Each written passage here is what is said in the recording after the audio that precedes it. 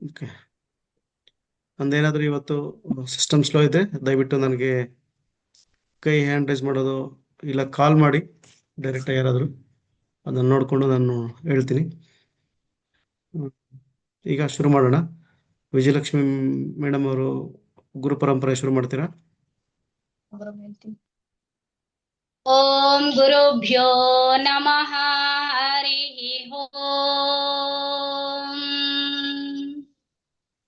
श्रीशैलेशदयापात्रं दीभक्त्यादिगुणार्णवं यतीन्द्रप्रवणं वन्दे रम्यजामातरं मुनिं लक्ष्मीनाथसमारम्भां नाथयामुनमध्यमाम् अस्मदाचार्य पर्यन्तां वन्दे गुरु परंपरा यो नित्यमच्युत पदाम्बुजयुग्मरुग्म व्यामोहतस्थितराणि तृणाय मेने अस्मद्गुरोर्भगवतोऽप्येकसिन्धुः रामानुजस्य चरणौ शरणं प्रपद्ये. चरणौ शरणं प्रपद्ये. ಶ್ರೀಮತೆ ರಾಮಾನುಜಾಯ ನಮಃ. ಈಗ ಎಲ್ಲರದು ಮ್ಯೂಟ್ ಆಕ್ಸೆಸ್ ತೆಗೆದಿದ್ದೀನಿ, ಮ್ಯೂಟ್ ಅಂಡ್ ಮ್ಯೂಟು. ಈಗ ಕ್ಲಾಸ್ಗೆ ಹೋಗೋಣ. ನಿಮಗೆ ಹೋದ ವಾರ ನಾನು ಹೋಮ್ವರ್ಕ್ ಕೊಟ್ಟಿದ್ದೆ. ಹೋದ ಶುಕ್ರವಾರ ತರಗತಿ ಕ್ಲಾಸ್ ಏನಪ್ಪ ಅಂದರೆ ಅಕ್ಷಾಂಶ, ರೇಖಾಂಶ ಮತ್ತು ಲಗ್ನ ಪ್ರಮಾಣ ಮತ್ತು ನಿಮ್ಮ ಸ್ಥಳೀಯ ಕಾಲಮಾನದ ಬಗ್ಗೆ ಒಂದು ಕ್ಯಾಲ್ಕುಲೇಷನ್ ಮಾಡಿ ಕಳಿಸ್ಕೊಡ್ರಿ ಅಂತ. ಸೊ ಅದರಲ್ಲಿ ಯಾರೂ ಕಳಿಸ್ಕೊಟ್ಟಿಲ್ಲ. ಸೊ ಅದರರ್ಥ ಒಂದು ಎಲ್ಲರಿಗೂ ಅರ್ಥ ಆಗಿದೆ ಅಂತ, ಇಲ್ಲ ಯಾರಿಗೂ ಅರ್ಥ ಆಗಿಲ್ಲ ಅಂತ. ನಾವು ಯಾವಾಗಲೂ ಪಾಸಿಟಿವ್ ಆಗಿ ಯೋಚನೆ ಮಾಡೋದ್ರಿಂದ ಅದು ಎಲ್ಲರಿಗೂ ಅರ್ಥ ಆಗಿದೆ ಅಂತ ತಗೊಂಡು ಮುಂದಕ್ಕೆ ಹೋಗೋಣ. ಯಾರಿಗಾದರೂ ಅದರಲ್ಲಿ ಏನಾದ ಪ್ರಶ್ನೆ ಗಿಶ್ನೆ ಇದ್ದರೆ ನೀವು ಮುಂದೆ ನನಗೆ ಕೇಳ್ಬೋದು. ಆ ಟೆಲಿಗ್ರಾಮ್ ಚಾನಲ್ಲು ಕ್ರಿಯೇಟ್ ಮಾಡಿದ್ದೀರಿ ಇವತ್ತಿಂದ. ಅದರಲ್ಲೂ ಎಲ್ಲ ಕ್ಲಾಸ್ ನೋಟ್ಸು ಮತ್ತು ವಿಡಿಯೋಸು ಲಿಂಕ್ಸು ಶೇರ್ ಮಾಡ್ತೀರಿ. ಎಲ್ಲರೂ ಬೇಕಾದ್ರೆ ಸಬ್ಸ್ಕ್ರೈಬ್ ಆಗಿ. ಯಾರಾದರೂ ಲೇಟಾಗಿ ಬಂದಿರೋರ್ಗೂ ಎಲ್ಲರಿಗೂ ಅಲ್ಲಿ ಸಿಗಲಿ. ಇವತ್ತು ಇಲ್ಲ ನಾಳೆ ಒಳಗಡೆ ನಿಮಗೆಲ್ಲ ನೋಟ್ಸ್ಗಳು ಫಸ್ಟ್ ಕ್ಲಾಸಿಂದ ಎಲ್ಲನೂ ಅಲ್ಲಿ ಶೇರ್ ಮಾಡಿರ್ತೀರಿ. ಲೇಟಾಗಿ ಬಂದವ್ರಿಗೂ ಸಿಗುತ್ತೆ. ಓಂ ಜ್ಞಾನಾನಂದಮಯಂ ದೇವಂ ನಿರ್ಮಲಾಸ್ಫಟಿಕಾಕೃತಿಂ ಆಧಾರಂ ಸರ್ವ ವಿದ್ಯಾನಂ ಹಯಗ್ರೀವಮುಪಾಸ್ಮಯೇ. ಎಲ್ಲ ವಿದ್ಯೆಗಳಿಗೂ ಆಧಾರವಂತರಾದ ನಮ್ಮ ಲಕ್ಷ್ಮೀ ಹಯಗ್ರೀವ ಸ್ವಾಮಿ ನೆನೆಸ್ಕೊಂಡು ನಾವು ಈ ತರಗತಿ ಮುಂದೆ ಹೋಗ್ತಾ ಇದ್ದೀವಿ. ಈಗ ಪಂಚಾಂಗ ಶ್ರವಣ. ನಾನು ನಿಮಗೆ ಮೊನ್ನೆ ಹೇಳಿದೆ ಪಂಚಾಂಗ ಕ್ಲಾಸ್ ಶ್ರವಣ ಇವತ್ತಿಂದ ಶುರುವಾಗ್ತದೆ ಅಂತ. ಎಲ್ಲರೂ ನೀವು ಒಂಟಿಕೊಪ್ಪಲು ಪಂಚಾಂಗ ತೆಗೆದು ನೋಡಿದ್ರೆ ಫಸ್ಟು ಯುಗಾದಿ ಹಬ್ಬ ಆಚರಣೆ ಮತ್ತು ಪಂಚಾಂಗ ಶ್ರವಣ ಯಾವ ಥರ ಇರ್ತದೆ ಅಂತ ಹೇಳಿರ್ತಾರೆ. ಇವತ್ತಿಂದ ಆದರೆ ಪಂಚಾಂಗ ಶ್ರವಣ ಸಂಪೂರ್ಣ ಏನಿದೆಯೋ ಅಲ್ಲಿವರೆಗೂ ಇವತ್ತು ಕ್ಲಾಸಲ್ಲಿ ಆದರೆ ಮುಗಿಸೋಣ, ಇಲ್ಲ ನೆಕ್ಸ್ಟ್ ಕ್ಲಾಸ್ಗೆ ತಗೊಂಡೋಣ. ನಮ್ಮ ಪಂಚಾಂಗ ಶ್ರವಣದಲ್ಲಿ ಫಸ್ಟ್ ಶುರುವಾಗ್ತಕ್ಕಂಥದ್ದು ಯುಗಾದಿ ಹಬ್ಬ. ಚಂದ್ರಮಾನ ಯುಗಾದಿ ಯಾವತ್ತು, ಸೌರಮಾನ ಯುಗಾದಿ ಹಬ್ಬ ಯಾವತ್ತು ಮತ್ತು ಅದನ್ನು ಯಾವ ರೀತಿ ಆಚರಣೆ ಮಾಡಬೇಕು ಅಂತ. ಇಲ್ಲಿ ನಮಗೆಲ್ಲ ರೆಡಿ ಅವೈಲೇಬಲ್. ನಿಮ್ಗೆ ಆಲ್ರೆಡಿ ವಾಟ್ಸಪ್ಪಲ್ಲೂ ಗುಂಪಲ್ಲೂ ಶೇರ್ ಮಾಡಿದ್ದೀರಿ, ಮತ್ತು ನಿಮಗೆ ಇದರಲ್ಲೂ ಶೇರ್ ಮಾಡಿರ್ತಾರೆ ಟೆಲಿಗ್ರಾಮಲ್ಲಿ ನಮ್ಮ ಒಂಟಿಕೊಪ್ಪಲು ಪಂಚಾಂಗನ. ಯುಗಾದಿ ಹಬ್ಬ ಆಚರಣೆ ಮಾಡ್ತಕ್ಕಂಥದ್ದು ಯಾವತ್ತು, ಈ ವರ್ಷ ಪರಾಭವ ನಾಮ ಸಂವತ್ಸರ ನಮ್ಮ ಚಾಂದ್ರಮಾನ ಯುಗಾದಿ 19 ಮಾರ್ಚ್ 2026 ಗುರುವಾರ ಬಂತು. ಮತ್ತು ನಮ್ಮ ಸೌರಮಾನ ಯುಗಾದಿ ಮೇಷರಾಶಿಗೆ ಯಾವತ್ತು ಸೂರ್ಯ ಸಂಕ್ರಮಣ ಆಗುತ್ತೋ ಆವತ್ತು 14/4/2026 ಮಂಗಳವಾರ ಯುಗಾದಿ ಹಬ್ಬ ಆಚರಿಸಬೇಕು ಅಂತ ಬರ್ತದೆ. ಆಚರಣೆ ಕ್ರಮ ಶ್ಲೋಕ: ವರ್ಷದಾವು ಶಶಿ ಸ್ಮರ್ಣಾಗೃಪತಿಂ ಚೋತ್ಥಾಯ ಚಂದ್ರಸ್ವರೆ ವೃದ್ಧ ಕ್ಷೀರಾನುಗೃಹ್ಯ ನಿಂಬಕದಳಂ ಪ್ರಾಜ್ಯಾಶ್ರುಪಾತ್ರೆ ಸ್ಥಿತಂ ವಕ್ತ್ರಂ ವೀಕ್ಷ ಚದರ್ಪಣೇನ ಚ ತಥಾ ಸನ್ಮಿತ್ರ ವರ್ಗೈ ಸಮಂ ದೈವಜ್ಞ ಸುಸಭಾಂ ಪ್ರವಿಶ್ಯ ಸುಜಾನನ್ವರ್ಷಂ ಫಲಂ ಶ್ರಾವಯೇತ್. ಅಂದರೆ ಈ ದಿನ ಉಷಾಕಾಲ ಅಂದರೆ 4 ಗಂಟೆ 5 ಗಂಟೆ ಸೂರ್ಯೋದಯಕ್ಕೆ ಮುಂಚಿನ ಕಾಲದಲ್ಲಿ ಪರಮಾತ್ಮನ ಸ್ಮರಣೆ ಮಾಡುತ್ತಾ ಹಾಸಿಗೆಯಿಂದ ಎದ್ದು ನಿತ್ಯ ಕರ್ಮಗಳನ್ನು ಮುಗಿಸಿ ದೇವರ ಮನೆಯ ಮುಖ್ಯ ದ್ವಾರಗಳನ್ನು ರಂಗವಲ್ಲಿ ತೋರಣಾದಿಗಳಿಂದ ಸಿಂಗರಿಸಿ ಅಭ್ಯಂಜನ ಸ್ನಾನ ಮಾಡಿ ಸಂಧ್ಯಾವಂದನಾದಿಗಳನ್ನು ಆಚರಿಸಿ ಹೊಸ ವರ್ಷದ ಪಂಚಾಂಗವನ್ನು ದೇವರ ಸಮೀಪವಿಟ್ಟು ಪೂಜಾ ಸಲಕರಣೆಗಳನ್ನು ಸಿದ್ಧಪಡಿಸಿಕೊಂಡು ಶ್ರೀ ಮಹಾಗಣಪತಿ ಪೂಜಾಪೂರ್ವಕ ಕುಲದೇವತಾ ಅರ್ಚನೆ ನಡೆಸಬೇಕು. ಅನಂತರ ಬೇವು ಬೆಲ್ಲ ಸೇವಿಸಿ ಸನ್ಮಿತ್ರರೊಡಗೂಡಿ ಸುಜನರುಗಳಿಂದ ಕೂಡಿರುವ ಸಭೆಯಲ್ಲಿ ದೈವಜ್ಞರು ಪಠನ ಮಾಡುವ ಪಂಚಾಂಗ ಶ್ರವಣವನ್ನು ಆಲಿಸಬೇಕು. ಇಲ್ಲಿ ಎರಡು ವಿಚಾರ ನೋಡಿ. ಎಲ್ಲ ಮನೆಗಳಲ್ಲಿ ಏನು ಮಾಡ್ತಾರೆ ಅಂದರೆ, ಹಳೆ ಕಾಲದಲ್ಲಿ ಹಬ್ಬ ನಾಳೆ ಇದೆ ಅಂದರೆ ಒಂದು ರಾತ್ರಿ ಮಾಡ್ತಿದ್ರು, ಇಲ್ಲ ಬೆಳಗ್ಗೆ ಸ್ನಾನ ಮಾಡ್ಕೊಂಡು ಮಾಡ್ತಿದ್ರು. ಆದರೆ ಈಗ ಬೆಳಗ್ಗೆ ಉಷಾ ಕಾಲದಲ್ಲಿ ಬೆಳಗ್ಗೆ 5 ಗಂಟೆ 6 ಗಂಟೆಗೆ ಎದ್ದು ಮಾಡ್ತಿದ್ರು. ಏನು ಮನೆ ಸಾರಿಸ್ತಕ್ಕಂಥದ್ದು, ಮನೆ ಮುಂದೆ ಸಾರಿಸ್ತಕ್ಕಂಥದ್ದು, ರಂಗವಲ್ಲಿ ಹಾಕೋದಂತೆಲ್ಲ. ಆದರೆ ಈಗೆಲ್ಲ ಏನು ಮಾಡ್ತಾರೆ, ಒಂದು ದಿವಸ ಮುಂಚೆ ಎಲ್ಲ ರೆಡಿ ಮಾಡಿಟ್ಬಿಟ್ಟು ಎಲ್ಲ ಪೂಜೆ ಮಾಡಿಬಿಟ್ಟು, ಅಂದರೆ ಪೂಜೆ ಅಂದರೆ ಎಲ್ಲ ರೆಡಿ ಮಾಡಿಟ್ಕೊಳೋದು, ಒಂದು ದಿವಸ ಮುಂಚೆನೇ ತೊಳೆದಿಟ್ಕೊಳೋದು, ಸಂಜೆನೇ ತೊಳೆದಿಟ್ಬಿಡೋದು, ಇಲ್ಲ ಬೆಳಗ್ಗೆನೇ ತೊಳೆದಿಟ್ಬಿಡೋದು, ನಾಳೆ ಮಾಡೋಕ್ಕಾಗಲ್ಲ ಅಂತ. ಅದೆಲ್ಲ ಮಾಡ್ತಕ್ಕಂಥದ್ದು ಬೆಳಗ್ಗೆ ಎದ್ದ ತಕ್ಷಣ ಪೂಜೆ ಮಾಡ್ಕೊಬೋದು, ಎಲ್ಲ ಮಾಡ್ಕೊಬೋದು ಅಂತ. ಬೇರೆ ರಜಾ ಇರಲ್ಲ, ಇನ್ನೊಂದಿರಲ್ಲ, ಯಾವುದೋ ವಿಚಾರಗಳಿಂದ ಇರ್ತದೆ. ಈ ಥರ ಮಾಡೋದ್ರಿಂದನೂ ಅದು ಅವರ ಅನುಕೂಲವಾಗಿ ತಕ್ಕವಾಗಿ ಈಗಿನ ಕಾಲದಲ್ಲಿ ಏನು ಈಗಿನ ಕಾಲ ತಕ್ಕಂತೆ ಮಾಡ್ಕೊತಾ ಇದ್ದಾರೆ. ಆದರೆ ಅನುಕೂಲ ಇದ್ದರೆ ಬೆಳಗ್ಗೆ ಎದ್ದು ಇವೆಲ್ಲ ಕೈಂಕರ್ಯಗಳು ಮಾಡಿಕೊಂಡ್ರೆ ಒಳ್ಳೆಯದು ಅಂತ. ಎರಡನೇದು, ನಾವು ಯುಗಾದಿ ಹಬ್ಬ ಯಾವಾಗಲೇ ಮಾಡಬೇಕಾದ್ರೂ ಒಂದು ಗಣಪತಿ ಪೂಜೆ, ಒಂದು ವಿಶ್ವಕ್ಸೇನ ಆರಾಧನೆ ಮಾಡಿಕೊಂಡು ಕುಲದೇವತೆಯ ಅರ್ಚನೆ, ಕುಲದೇವತೆ ಪೂಜೆ ಮಾಡಬೇಕು ಅಂತ. ಆದರೆ ಅದು ಮಾಡಿಬಿಟ್ಟು ಪಂಚಾಂಗ ಶ್ರವಣ ಮಾಡಬೇಕು ಅಂತ. ಈ ಪಂಚಾಂಗ ಶ್ರವಣ ಏನಕ್ಕೆ ಮಾಡಬೇಕು ಅಂತಂದರೆ, ಆ ವರ್ಷ ನೋಡಿ, ಇಲ್ಲಿ ನಾವು ಜ್ಯೋತಿಷ್ಯ ಶಾಸ್ತ್ರದಲ್ಲಿ ಯಾವಾಗಲೂ ಹೇಳೋದು, ವರ್ಷಕ್ಕೊಂದ್ಸಲ ದೇವರ ಹತ್ರ ಪೂಜಾರಿಗಳ ಹತ್ರ ಹೋಗ್ಬಿಟ್ಟು ಆಶೀರ್ವಾದ ತಗೊಂಡು ಬಾ, ಜ್ಯೋತಿಷ್ಯರ ಹತ್ರ ಹೋಗ್ಬಿಟ್ಟು ಆ ವರ್ಷ ಹೆಂಗಿದೆ ತಿಳ್ಕೊಂಡು ಬಾ ಅಂತ ಹೇಳ್ತಾರೆ. ಅದು ಯಾವಾಗ ತಿಳ್ಕೊಂಡು ಬರ್ತಾರೆ? ಯೂಶಲಿ ಹಳೆ ಕಾಲದಲ್ಲಿ ಏನು ಮಾಡ್ತಾಯಿದ್ರು, ಊರವರೆಲ್ಲ ಸೇರಿ ಪೂಜೆ ಮಾಡಿ ದೇವಸ್ಥಾನದಲ್ಲಿ ಪಂಚಾಂಗ ಶ್ರವಣ ಕಾರ್ಯ ಮಾಡ್ತಾಯಿದ್ರು. ಆದರೆ ಇವತ್ತು ಪಂಚಾಂಗ ಶ್ರವಣ ಊರಲ್ಲಿ ದೇವಸ್ಥಾನಗಳಲ್ಲಿ ಎಷ್ಟು ದೇವಸ್ಥಾನಗಳು ನಡೀತಿದೆಯೋ ಗೊತ್ತಿಲ್ಲ ನನಗೆ, ಬಟ್ ತುಂಬ ಊರುಗಳಲ್ಲಿ ನಡೀತಾ ಇಲ್ಲ. ಅದಕ್ಕೋಸ್ಕರ ಅಟ್ಲೀಸ್ಟ್ ನಮ್ಮ ಮನೆಗಳಲ್ಲಾದರೂ ನಾವು ಮಾಡಿಕೊಂಡ್ರೆ ಸರ್ವೇ ಜನ ಸುಖಿನೋ ಭವಂತು ಅಂತ ನಾವು ಪ್ರಾರ್ಥನೆ ಮಾಡಿಕೊಂಡ್ರೆ ಆಗುತ್ತೆ ಅಂತ. ಇಲ್ಲಿ ನಿಮ್ಗೆ ಆಲ್ರೆಡಿ ಪೂಜಾ ಸಂಕಲ್ಪದ ಬಗ್ಗೆ ಆಚಮೆ ಮಾಡ್ಕೊಳೋದು, ಪ್ರಾಣಾಯಾಮ ಮಾಡ್ಕೊಂಡು ಸಂಕಲ್ಪ ಮಾಡ್ಕೊಳೋದು ಇದೆಲ್ಲರಿಗೂ ಗೊತ್ತೇ ಇರ್ತದೆ. ಅದಾದಮೇಲೆ ಸೌರಮಾನ ರೀತಿ ಮಾಡಬೇಕಾದ್ರೆ ಯಾವಾಗ ಚೈತ್ರದ ಕೃಷ್ಣ ದ್ವಾದಶ್ಯಾಮ್ ಅದೆಲ್ಲ ನೀವು ಮಾಡಬೇಕಾದ್ರೆ ನೋಡ್ಕೊಳ್ಬೇಕಾಗ್ತದೆ. ಅದಕ್ಕೆ ನಿಮ್ಗೆ ಆಲ್ರೆಡಿ ಹೇಳ್ಕೊಡ್ತೀನಿ ಸಂಕಲ್ಪ ಹೇಗೆ ಮಾಡ್ಕೊಳ್ಬೇಕು, ತಿಥಿ ಗಿತಿ ಪೂಜೆ ಪುನಸ್ಕಾರ, ಯಾವ ಕಾರ್ಯ ಏನು, ಸಮರ್ಪಯಾಮಿ ಚಾಮರಂ ಇದು ಏನು ಹೇಳ್ತಾರೆ ಅದೆಲ್ಲ ಮಾಡಿಕೊಂಡು ಸಂಕಲ್ಪ ಎಲ್ಲ ಆದಮೇಲೆ ಷೋಡಶ ಪೂಜೆಗಳು ಮಾಡಬೇಕು ಅಂತ. ಈಗ ಗಣಪತಿ ಪೂಜೆ, ದ್ವಾರಪಾಲಕ ಪೂಜೆ, ಪೀಠ ಪೂಜೆ, ಧ್ಯಾನಾವಹನ, ಪಂಚಾಮೃತಾಭಿಷೇಕ, ಸ್ನಾನ, ಉಪವೀತ, ಗಂಧಾಕ್ಷತೆ, ಮಂಗಳದ್ರವ್ಯಗಳಿಂದ ಪೂಜೆ, ನಾಮ ಪೂಜೆ, ಇದೆಲ್ಲ ಷೋಡಶೋಪಚಾರಗಳು, ಮಹಾಮಂಗಳಾರತಿ ಮಾಡೋವರೆಗೂ. ಅದಾದಮೇಲೆ ಮಂತ್ರ ಪುಷ್ಪಗಳಿಂದ ಪ್ರದಕ್ಷಿಣಾ ನಮಸ್ಕಾರ ಮಾಡೋಂಥಕ್ಕಂಥ ಸಂಪೂರ್ಣ ಪೂಜೆ. ಅದು ಸಂಪೂರ್ಣ ಪೂಜೆ ಮಾಡೋಕ್ಕೆ ಬಂದಿಲ್ಲ ಅಂದರೂ ಅಟ್ಲೀಸ್ಟ್ ಕುಲದೇವತಾ ಆರಾಧನೆ ಪಂಚೋಪಚಾರ ಪೂಜೆ ಮಾಡಿಕೊಂಡು ಭಗವಂತ ಅವ್ರವ್ರಿಗೆ ಗೊತ್ತಿರೋ ರೀತಿ ಸಾಕು. ಅದಾದಮೇಲೆ ಮತ್ತೆ ಇಲ್ಲಿ ಪುನಃ ಪೂಜಾರಂಭದಲ್ಲಿ ಚತತ್ರಂ ಸಮರ್ಪಯಾಮಿ, ಚಾಮರಂ ಸಮರ್ಪಯಾಮಿ, ಗೀತಂ ಶ್ರಾವಯಾಮಿ, ಇದೆಲ್ಲ ಕೆಲವು ದೇವಸ್ಥಾನಗಳು ಇಟ್ಕೊಂಡಿರ್ತಾರೆ, ಮನೆಗಳಲ್ಲಿ ಕೆಲವರು ಇಟ್ಕೊಂಡಿರ್ತಾರೆ, ಇರಲ್ಲ. ಆದರೆ ಇವೆಲ್ಲ ಗಜಾರೋಹಣಂ ಸಮರ್ಪಯಾಮಿ ಇವೆಲ್ಲ ನಿಮ್ಮ ಒಂದು ಗೊತ್ತಿದ್ದರೆ ಇದಕ್ಕೆಲ್ಲ ಮಂತ್ರಗಳು ಹೇಳ್ಕೊಂಡು, ಇಲ್ಲ ಇದಕ್ಕೆಲ್ಲ ಮಂತ್ರ ಪುಷ್ಪಗಳು ಮಾಡಿಕೊಂಡು ಇದಕ್ಕೆ ಬೇರೆ ಅವರವ್ರದ್ದು ಗುರು ಪರಂಪರೆಗಳು ಅವರ ಒಂದು ಸಂಪ್ರದಾಯಗಳ ಪ್ರಕಾರ ಮಾಡ್ಕೊಬೋದು. ಇಲ್ಲಾಂದ್ರೆ ತೊಂದರೆ ಇಲ್ಲ. ಸುಮ್ಮನೆ ಗಣಪತಿ ಪೂಜೆ ಪಂಚೋಪಚಾರದಲ್ಲಿ ಮಾಡಿಕೊಂಡು ಕುಲದೇವತಾ ಆರಾಧನೆ ಮಾಡಿಕೊಂಡು ನಾಮ ಪೂಜೆ ಮಾಡಿಕೊಂಡು ನಮಸ್ಕಾರ ಹಾಕ್ಕೊಂಡು ಆರತಿ ಗೀರ್ತಿ ತಗೊಂಡು ತೀರ್ಥ ತಗೊಂಡು ಪಂಚಾಂಗ ಶ್ರವಣ ಮಾಡ್ಬೋದು. ಶ್ಲೋಕ: ಶ್ರೀ ಕಲ್ಯಾಣ ಗುಣಾವಹಂ ರಿಪುಹರಂ ದುಸ್ವಪ್ನ ದೋಷಾಪಹಂ ಗಂಗಾ ಸ್ನಾನ ವಿಶೇಷ ಪುಣ್ಯ ಫಲದಂ ಗೋದಾನ ತುಲ್ಯಂ ನೃಣಾಂ ಆಯುರ್ವೃದ್ಧಿ ದಮುತ್ತಮಂ ಶುಭಕರಂ ಸಂತಾನ ಸಂಪತ್ಪ್ರದಂ ನಾನಾಕರ್ಮ ಸುಸಾಧನಂ ಸಮುಚಿತಂ ಪಂಚಾಂಗ ಮಾಕರ್ಣ್ಯತಾಂ. ಇದು ಇಷ್ಟೇ. ಏದೇ ದೋಷಗಳಿದ್ರು ಎಂಬಂತೆ ಸಂಪದ್ಯುಕ್ತ ಸಕಲ ಗುಣಗಳನ್ನು ಹೊಂದಿರುವ ಶತ್ರುನಾಶಕರಕವು, ದುಸ್ವಪ್ನ ದೋಷ ನಿವಾರಕವು, ಗಂಗಾ ನದಿ ಸ್ನಾನದಿಂದ ವಿಶೇಷ ಪುಣ್ಯಪ್ರದವು, ಗೋದಾನಕ್ಕೆ ಸಮಾನವು, ಜನರಿಗೆ ಆಯುರ್ವೃದ್ಧಿದಾಯಕವು, ಶುಭದಾಯಕವು, ಸುಸಂತಾನ ಸಂಪತ್ತನ್ನುಂಟು ಮಾಡುವುದು, ನಾನಾ ವಿಧ ಕರ್ಮಗಳಿಗೆ ಉತ್ತಮ ಸಾಧನವೂ ಆಗಿರೋ ಪಂಚಾಂಗ ಫಲವನ್ನು ಶ್ರವಣ ಮಾಡತಕ್ಕದ್ದು. ಶ್ರವಣ ಅಂದರೆ ಕೇಳ್ತಕ್ಕಂಥದ್ದು. ಅಂದರೆ ಹೊಸ ವರ್ಷದ ದಿವಸ, ಯುಗಾದಿ ಹಬ್ಬದ ದಿವಸ ಪಂಚಾಂಗ ಶ್ರವಣ ಮಾಡೋದನ್ನು ಅದು ಇಷ್ಟೊಂದು ಫಲ ಕೊಡ್ತಕ್ಕಂಥದ್ದು. ಗಂಗಾ ನದಿಯಲ್ಲಿ ಸ್ನಾನ ಮಾಡಿದಷ್ಟು, ದುಸ್ವಪ್ನ ನಾಶ ಆದಷ್ಟು, ಶತ್ರುನಾಶ ಆದಷ್ಟು ವಿಶೇಷ ಪುಣ್ಯ ಫಲದಾನ, ಗೋದಾನಕ್ಕೆ ಸಮಾನ ಅಂತಕ್ಕಂಥದ್ದು, ಜನರಿಗೆ ಆಯುರ್ವೃದ್ಧಿ ಎಲ್ಲ ಆಗಿ ಶುಭದಾಯಕವಂಥದ್ದು. ಕೇಳಿದ್ರು ಶ್ರವಣ ಮಾಡಿದ್ರು ಕೇಳಿದ್ರು ಕೂಡ ಅಷ್ಟೇ ಫಲ ಸಿಗ್ತದೆ ಅಂತ ಪಂಚಾಂಗ ಶ್ರವಣದ ಫಲ ಹೇಳಿರ್ತಕ್ಕಂಥದ್ದು.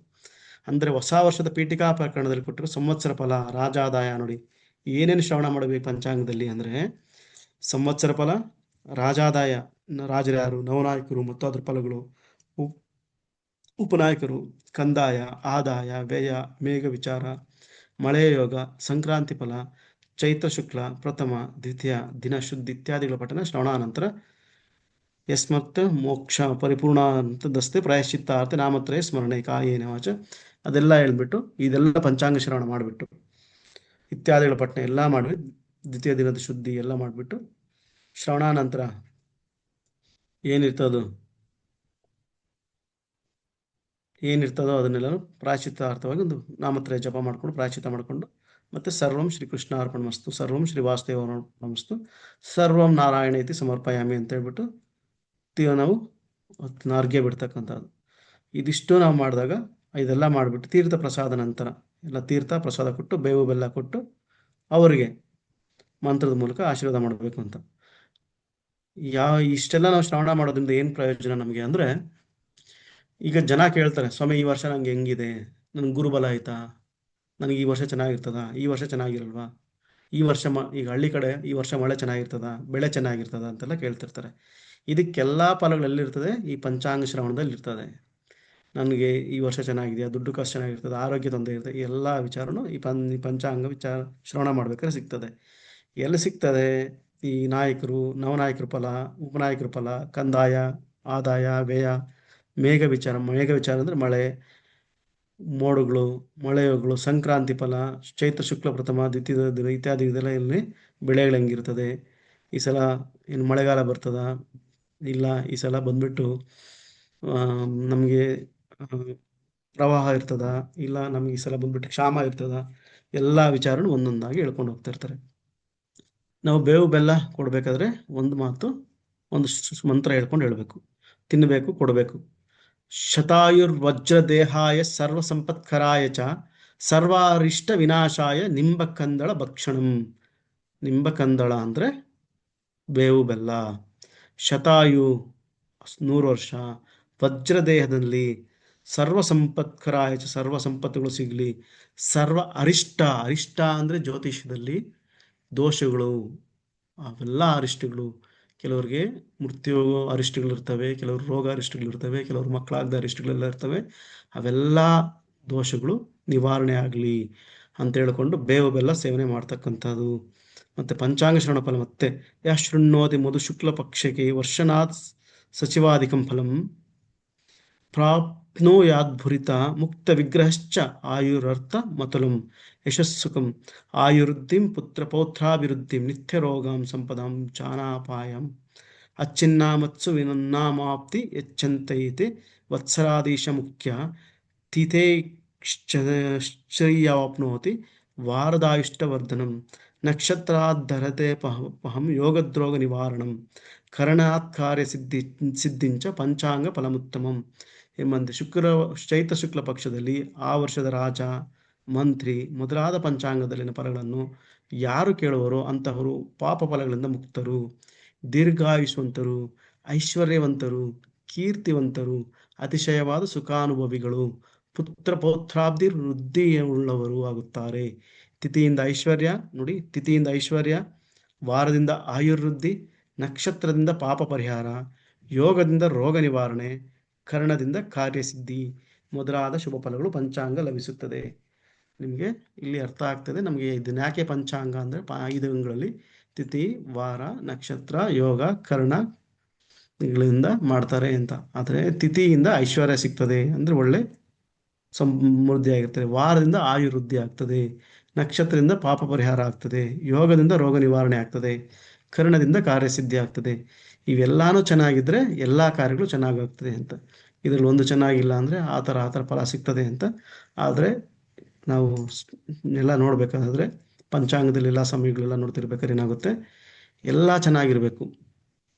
ಇಲ್ಲ ಅಂದರೆ ಯಾವುದೋ ಒಂದು ಸಣ್ಣ ವಿಚಾರ ದೋಷ ಅದು ಇದ್ದು ಈಗಿನಿರ್ತಕ್ಕಂಥ ಬ್ಯುಸಿ ಟೈಮ್ಗಳಲ್ಲಿ ಸ್ವಾಮಿ 15 ದಿವಸ ವೆಯ್ಟ್ ಮಾಡಬೇಕು, 20 ದಿವಸ ವೆಯ್ಟ್ ಮಾಡಬೇಕಾ 2 ತಿಂಗಳು ವೆಯ್ಟ್ ಮಾಡ್ತಾರೆ ಅಂತೇಳಿ ಅಟ್ಲೀಸ್ಟ್ ತಿಥಿ, ವಾರ, ನಕ್ಷತ್ರ 3 ನೋಡ್ಕೊಂಡು ಕೂತ್ಬಿಟ್ರೆ ಐಶ್ವರ್ಯ, ಆಯುಸ್ಸು ಮತ್ತು ಎಲ್ಲ ಪಾಪಗಳು ಪರಿಹಾರ ಆಗಿ ಸಣ್ಣದಾಗಿ ರೋಗ ನಿವಾರಣೆ ಅದು ಯೋಗಗಳು ಚೆನ್ನಾಗಿರೋದು ಕೊಟ್ಟರೆ ಓಕೆ.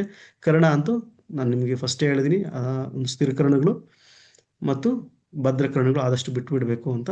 ಆವಾಗ ಏನಾಗುತ್ತೆ, ಕಾರ್ಯಗಳು ಎಲ್ಲ ಕಾರ್ಯಗಳು ಸಿದ್ಧಿ ಆಗ್ತದೆ ಅಂತ.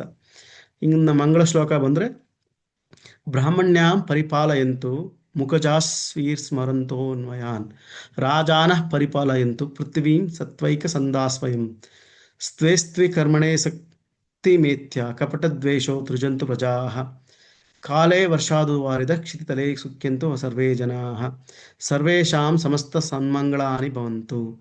ಬ್ರಾಹ್ಮಣರು ಸತ್ಕಾರಾಸಕ್ತರಾಗಲಿ, ಪ್ರಜಾಪಾಲಕರು ಸತ್ಯನಿಷ್ಠರಾಗಲಿ, ಎಲ್ಲ ಕುಲಗಳವರು ತಮ್ಮ ತಮ್ಮ ಕುಲಧರ್ಮಾಸಕ್ತರಾಗಿ ವಂಚನೆ ದ್ವೇಷಗಳನ್ನು ಬಿಟ್ಟು ಸೌಹಾರ್ದದಿಂದ ವರ್ತಿಸುವವರಾಗಲಿ, ಸಕಾಲದಲ್ಲಿ ಸುವೃಷ್ಟಿ ಉಂಟಾಗಲಿ, ಎಲ್ಲ ಜನರು ಸುಖಿಗಳಾಗಿ ಬಾಳಲಿ, ಎಲ್ಲರೂ ಎಲ್ಲ ಸನ್ಮಂಗಳು ಲಭಿಸಲಿ. ಸತ್ಕಾರ ಆಸಕ್ತರನ್ನು ಯಾರು ಒಳ್ಳೆ ಕರ್ಮ ಮಾಡ್ತಾರೋ ಅವ್ರು ಆಸಕ್ತರಾಗಿ ಎಲ್ಲರಿಗೂ ಸತ್ಕಾರ್ಯಗಳು ಮಾಡಲಿ ಬ್ರಾಹ್ಮಣರು. ಪ್ರಜಾಪಾಲರು ಯಾವಾಗಲೂ ಸತ್ಯನಿಷ್ಠರಾಗಿ ಎಲ್ಲ ರಾಜ್ಯನ, ಯಾರು ಇವತ್ತೇನು ನಮ್ಮ ಆಗಿನ ಕಾಲದ ಥರ ರಾಜರಿಲ್ಲ, ಇವಾಗಿರ್ತಕ್ಕಂಥ ರಾಜರು ಅಂದರೆ ಇರ್ತಕ್ಕಂಥ ರಾಜಕೀಯದಲ್ಲಿರ್ತಕ್ಕಂಥ ಕಾರ್ಪೊರೇಟರ್ಗಳು, ಪಂಚಾಯತಿ ಮೆಂಬರ್ಗಳು, MLAಗಳು, ಮಿನಿಸ್ಟ್ರುಗಳು, MP ಗಳು, ಮಿನಿಸ್ಟ್ರುಗಳು, ಪ್ರಧಾನಮಂತ್ರಿಗಳು, ಮುಖ್ಯಮಂತ್ರಿಗಳು, ಇವರೆಲ್ಲ ರಾಜರು. ಅವರೆಲ್ಲರೂ ಸತ್ಯನಿಷ್ಠರಾಗಲಿ.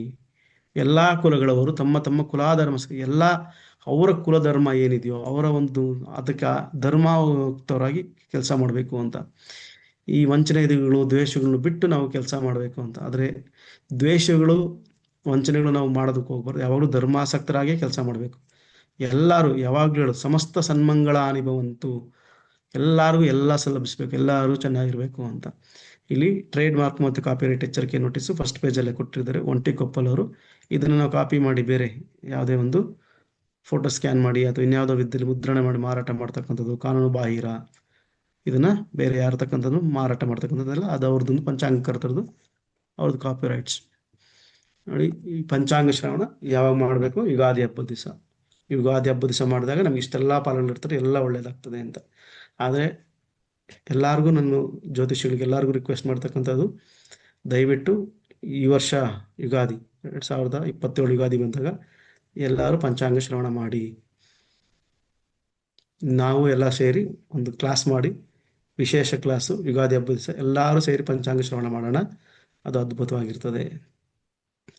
ಈಗ ಈ ಶ್ಲೋಕಗಳು ಎಲ್ಲ ಏನು ಮಾಡೋದು, ಕುಲದೇವತಾ ಸ್ತುತಿ ಇದೆ, ಶ್ರೀ ಗುರು ನಮಸ್ಕಾರ ಇದೆ, ಪಂಚಾಂಗ ಕರ್ತೃ ವಿಚಾರ ಇದೆ. ಇದೆಲ್ಲ ಅವರ ಒಂದು ವಂಶ ಪಾರಂಪರ್ಯವಾಗಿ ಬಂದಿರತಕ್ಕಂಥದ್ದು, ಪ್ರಾರ್ಥನೆ ಮಾಡ್ತಕ್ಕಂಥದ್ದು. ಮತ್ತು ಪಂಚಾಂಗ ಪೀಠಿಕ ಕಲ್ಯಾಣ ಗುಣ ಹೋಮ ಅವ್ರದ್ದೇನಿದೆಯೋ ಅದೆಲ್ಲ ಅವ್ರ ಶ್ಲೋಕಗಳು, ಪಂಚಾಂಗಕ್ಕೆ ಫಲ ಏನಿರುತ್ತೆ ಅದೆಲ್ಲ ಕೊಟ್ಟಿರ್ತಕ್ಕಂಥದ್ದು. ಈಗ ಹೇಳಿದೆ, ಗಂಗಾ ಸ್ನಾನದಲ್ಲಿ ವಿಶೇಷ ಪುಣ್ಯ ಫಲದಾಂ ಗೋದಾನ ತುಲ್ಯಂ ಋಣಾಂ ಆಯುರುದ್ಧಿ ಸ್ಮೂರ್ತಕಂ. ಇದು ಮತ್ತೆ ಶ್ಲೋಕ 1ನೇ ಪೇಜಿಂದ ರಿಪೀಟ್ ಆಗಿದೆ. ಈಗ ಇಲ್ಲಿ ಮೊನ್ನೆ ಒಬ್ಬರು ಕೇಳ್ತಾ ಇದ್ರು ನನಗೆ, ಕಲ್ಪ ಎಷ್ಟಾಗಿದೆ, ಬ್ರಹ್ಮಣ ಎಷ್ಟಾಗಿದೆ, ಇದೆಲ್ಲ ಏನು ಅಂತೆಲ್ಲ. ಇಲ್ಲಿ ನೋಡಿ, ಅಸ್ಯ ಸಂವತ್ಸರ ಬ್ರಹ್ಮಣ ಕಲ್ಪಾದಿ ಗತಾಬ್ಧ, ಕಲ್ಪಾದಿ ಗತಾಬ್ಧ 197. ಅಸ್ಯ ಸಂವತ್ಸರ ಬ್ರಹ್ಮಣ, ಅಸ್ಯ ಸಂವತ್ಸರ ಬ್ರಹ್ಮಣ ಎಷ್ಟು ಬ್ರಹ್ಮಣ? 197, 29, 49, 127. ಜಗತ್ ಸೃಷ್ಟಾದಿಗತ ಸರ್ವೋಬ್ಧ, ಜಗತ್ ಸೃಷ್ಟಿ ಆದಮೇಲೆ 195. ಬ್ರಹ್ಮ ಕಲ್ಪಾದಿಗತಾಬ್ಧ 197. ಲಕ್ಷಗಳು ವರ್ಷಗಳು ಹಿಂಗಿದೆ ಅಂದರೆ ತುಂಬ ದೊಡ್ಡದಾಗಿದೆ. ಅದು ದಿನಗಳು ಲೆಕ್ಕದಲ್ಲೆಲ್ಲ ಇದೆ, ಆಯಿತಾ. ಇಲ್ಲಿ ಸೌರಾಬ್ಧ, ಸ್ವಯಂಭುವ ಮನುಗತಾಬ್ಧ ಎಷ್ಟು ಮನುಗಳು ಕಳೆದಿದೆ? 166 ಮನು ಕಳೆದಿದೆ. ಮನುಗತಾಬ್ಧ ಆದಮೇಲೆ ವೈವಸ್ವತ ಮನುಗತಾಬ್ಧದಲ್ಲಿ 1ನೇ ವೈವಸ್ವತ ಪ್ರಥಮ ಚರಣ ಅಂತ ಹೇಳ್ತಾರಲ್ಲ, 1ನೇ ಚರಣದಲ್ಲಿ 86 ಇಷ್ಟು ಗತಕಲ್ದಾಬ್ಧ. ಅದರಲ್ಲಿ 5127 ಶಾಲಿವಾಹನ ಶಕ. ನಮ್ಮದು ಈ ಕಲಿಯುಗ ಪ್ರಾರಂಭ ಆಗಿ ಶಾಲಿವಾಹನ ಶಕದಲ್ಲಿ 5127 ವರ್ಷ ಕಳೆದಿದೆ. ಶಾಲಿವಾಹನ ಗತಾಬ್ಧ ವಿಕ್ರಮ ಶಕೆಯಲ್ಲಿ 1948 ವರ್ಷ. ರಾಜ ವಿಕ್ರಮಾದಿತ್ಯ ಗುಪ್ತ ಸಾಮ್ರಾಜ್ಯದ ಅಧಿಪತಿ. ಸುಮಾರು 1ನೇ ಶತಮಾನದಲ್ಲಿ ಇವರು 78-79ನೇ ಇಸ್ವಿಯಲ್ಲಿ ಇವರು ನಮ್ಮ ಭಾರತ ದೇಶ ಆಳ್ತಾ ಇದ್ರು. ಆವಾಗ ನಮ್ಮ ಉಜ್ಜಯಿನಿ ಮಹಾನಗರದಿಂದ ಆಳ್ತಾ ಇದ್ರು, ಮಧ್ಯಪ್ರದೇಶದ ಉಜ್ಜಯಿನಿ ನಗರ. ಆವಾಗಿಂದ ನಮ್ಮ ಈ ಕ್ಯಾಲೆಂಡರ್ ಏನಿದೆ ಈ ಕಲಿಯುಗದ್ದು ಅದು ಕಂಟಿನ್ಯೂ ಆಗ್ತಾ ಇದೆ. ಅದಕ್ಕೆ ನಮ್ಮದು ವಿಕ್ರಮ ಶಕೆ 1948 ಅಂತೆಲ್ಲ ಬರೀತಾರೆ. ಅದಾದಮೇಲೆ 2082-83 ವರ್ತಮಾನ ಹೂಣಕ ಶತಾಬ್ದ. ಹೂಣರ ರಾಜರು ಇದ್ದಂಥದ್ದು ವರ್ತಮಾನ ಹೂಣಕ ಶತಾಬ್ದ. ಯಾವಾಗಿತ್ತು ಇದು ಅಂದರೆ ಈ ಕುಶಾನರು ಅದಕ್ಕಿಂತ ಮುಂಚೆ, ಅದು ಇತಿಹಾಸದಲ್ಲಿ ಹೋದ್ರೆ ಸಂವೇರ್ ಅಶೋಕ ಆದ್ಮೇಲೆ ಒಂದು ರಾಜಮನೆತನ ಬರ್ತದೆ. ಆ ಟೈಮ್ದು ಇದು ಪೂರ್ಣ ಶತಾಬ್ದ 2026-27 ವರ್ತಮಾನ ಫಸಲ. ನೋಡಿ 76-27 ನಮ್ಮ ಈಗ ಕ್ರಿಸ್ತ ಶಕೆ ಏನಿದೆಯೋ, ಕ್ರಿಸ್ತ ಶಕೆ, ಕ್ರಿಸ್ತ ಪೂರ್ವ, ಕ್ರಿಸ್ತ ಬಂದ ಮೇಲೆ ಅಂತ ಹೇಳ್ತಾರಲ್ಲ ಅದು 2026-27 ಸಾಲಿನ 1435-36 ವರ್ತಮಾನ ಗಾಂಧಿ ಶಕ, 77 ವರ್ತಮಾನ ಶಕಾಬ್ದ. ನೋಡಿ ಇದು ಯಾರು ಈ ಥರ ಎಲ್ಲ ಸಂಪೂರ್ಣ ಏನಿದೆಯೋ ಎಷ್ಟು ಕಾಲ ಕಳೆದು ಎಲ್ಲ ಗುರುವಾಸರಾಬ್ದಿ ಭಾಗಾದಿ 24-13-58 ಇದು ಗಟಿ ವಿಗಟಿಗಳು ಟೈಮ್ಗಳೆಲ್ಲ ಕೊಟ್ಟು ಚೈತ್ರ ಶುಕ್ಲ ಪ್ರಥಮ ಗುರುವಾಸರ ಮಾರಭ್ಯ ಗತಕಾಲ ದಿನ ಇಷ್ಟು ದಿನಗಳು ಕಳೆದಿದೆ ಅಂತ 1 2 3 4 5 6 7 8 ಇದು ಗತಕಲಿ ದಿನಗಳಲ್ಲಿ ಎಲ್ಲ ಡೀಟೇಲ್ಸ್ ಕೊಟ್ಟು ಇವ್ರು ಕೊಟ್ಟಿರ್ತಾರೆ. ಇದರ ಬಗ್ಗೆ ಏನು ಸಂವತ್ಸರಗಳು, ಕಲ್ಪಗಳು, ಶಾಲಿವಾಂಶಗಳು ಯಾವತ್ತಾದ್ರೂ ನನಗೊಂದು ಸ್ವಲ್ಪ ಸಮಯ ಕೊಟ್ಟಾಗ ಸಿಕ್ಕಾಗ ಒಂದು ಕ್ಲಾಸೇ ತಗೊತೀನಿ. ಯಾಕಂದರೆ ಇದೊಂದು ಶ್ಲೋಕದಲ್ಲೇ ಸಂಪೂರ್ಣ ಕ್ಯಾಲ್ಕುಲೇಷನ್ಸ್ ಇರ್ತದೆ. ಇದನ್ನೆಲ್ಲ ನಿಮಗೆ ಒಂದು ಸಹ ಅನುಕೂಲ ಆದಾಗ ನಾನು ಕೊಡ್ತೀನಿ. ಇಲ್ಲ ಈಗಲಾದರೂ ಕೊಡ್ತೀನಿ, ಇಲ್ಲ 3 ತಿಂಗಳ ಟೈಮಲ್ಲಾದರೂ ಕೊಡ್ತೀನಿ, ಇಲ್ಲ ಜ್ಯೋತಿಷ್ಯದಲ್ಲಾದರೂ ಒಂದು ಕ್ಲಾಸ್ ಮಾಡ್ತೀನಿ ನಾನು. ವ್ಯವಹಾರ ಚಾಂದ್ರ ಸೌರಮಾನಾಬ್ಧ ಗ್ರಾಹ್ಯಾಂ ಚಾಂದ್ರಮಾನೇನ ಚೈತ್ರ ಶುಕ್ಲ ಪ್ರಥಮ ಗುರುವಾಸರಮಾರಭ್ಯ ಶ್ರೀ ಪರಾಭಾವನಾಮ ಸಂವತ್ಸರ ಸೌರಮಾನೇನ ಚೈತ್ರ ಕೃಷ್ಣ ದ್ವಾದಶ್ಯಾಂ. ನೋಡಿ ಪರಾಭವನಾಮ ಸಂವತ್ಸರ ಎಲ್ಲವರೆಗೂ ಇದು ಚೈತ್ರ ಶುಕ್ಲ ಪ್ರಥಮ ಗುರುವಾರ ಸರಾಮಾಭ್ಯ.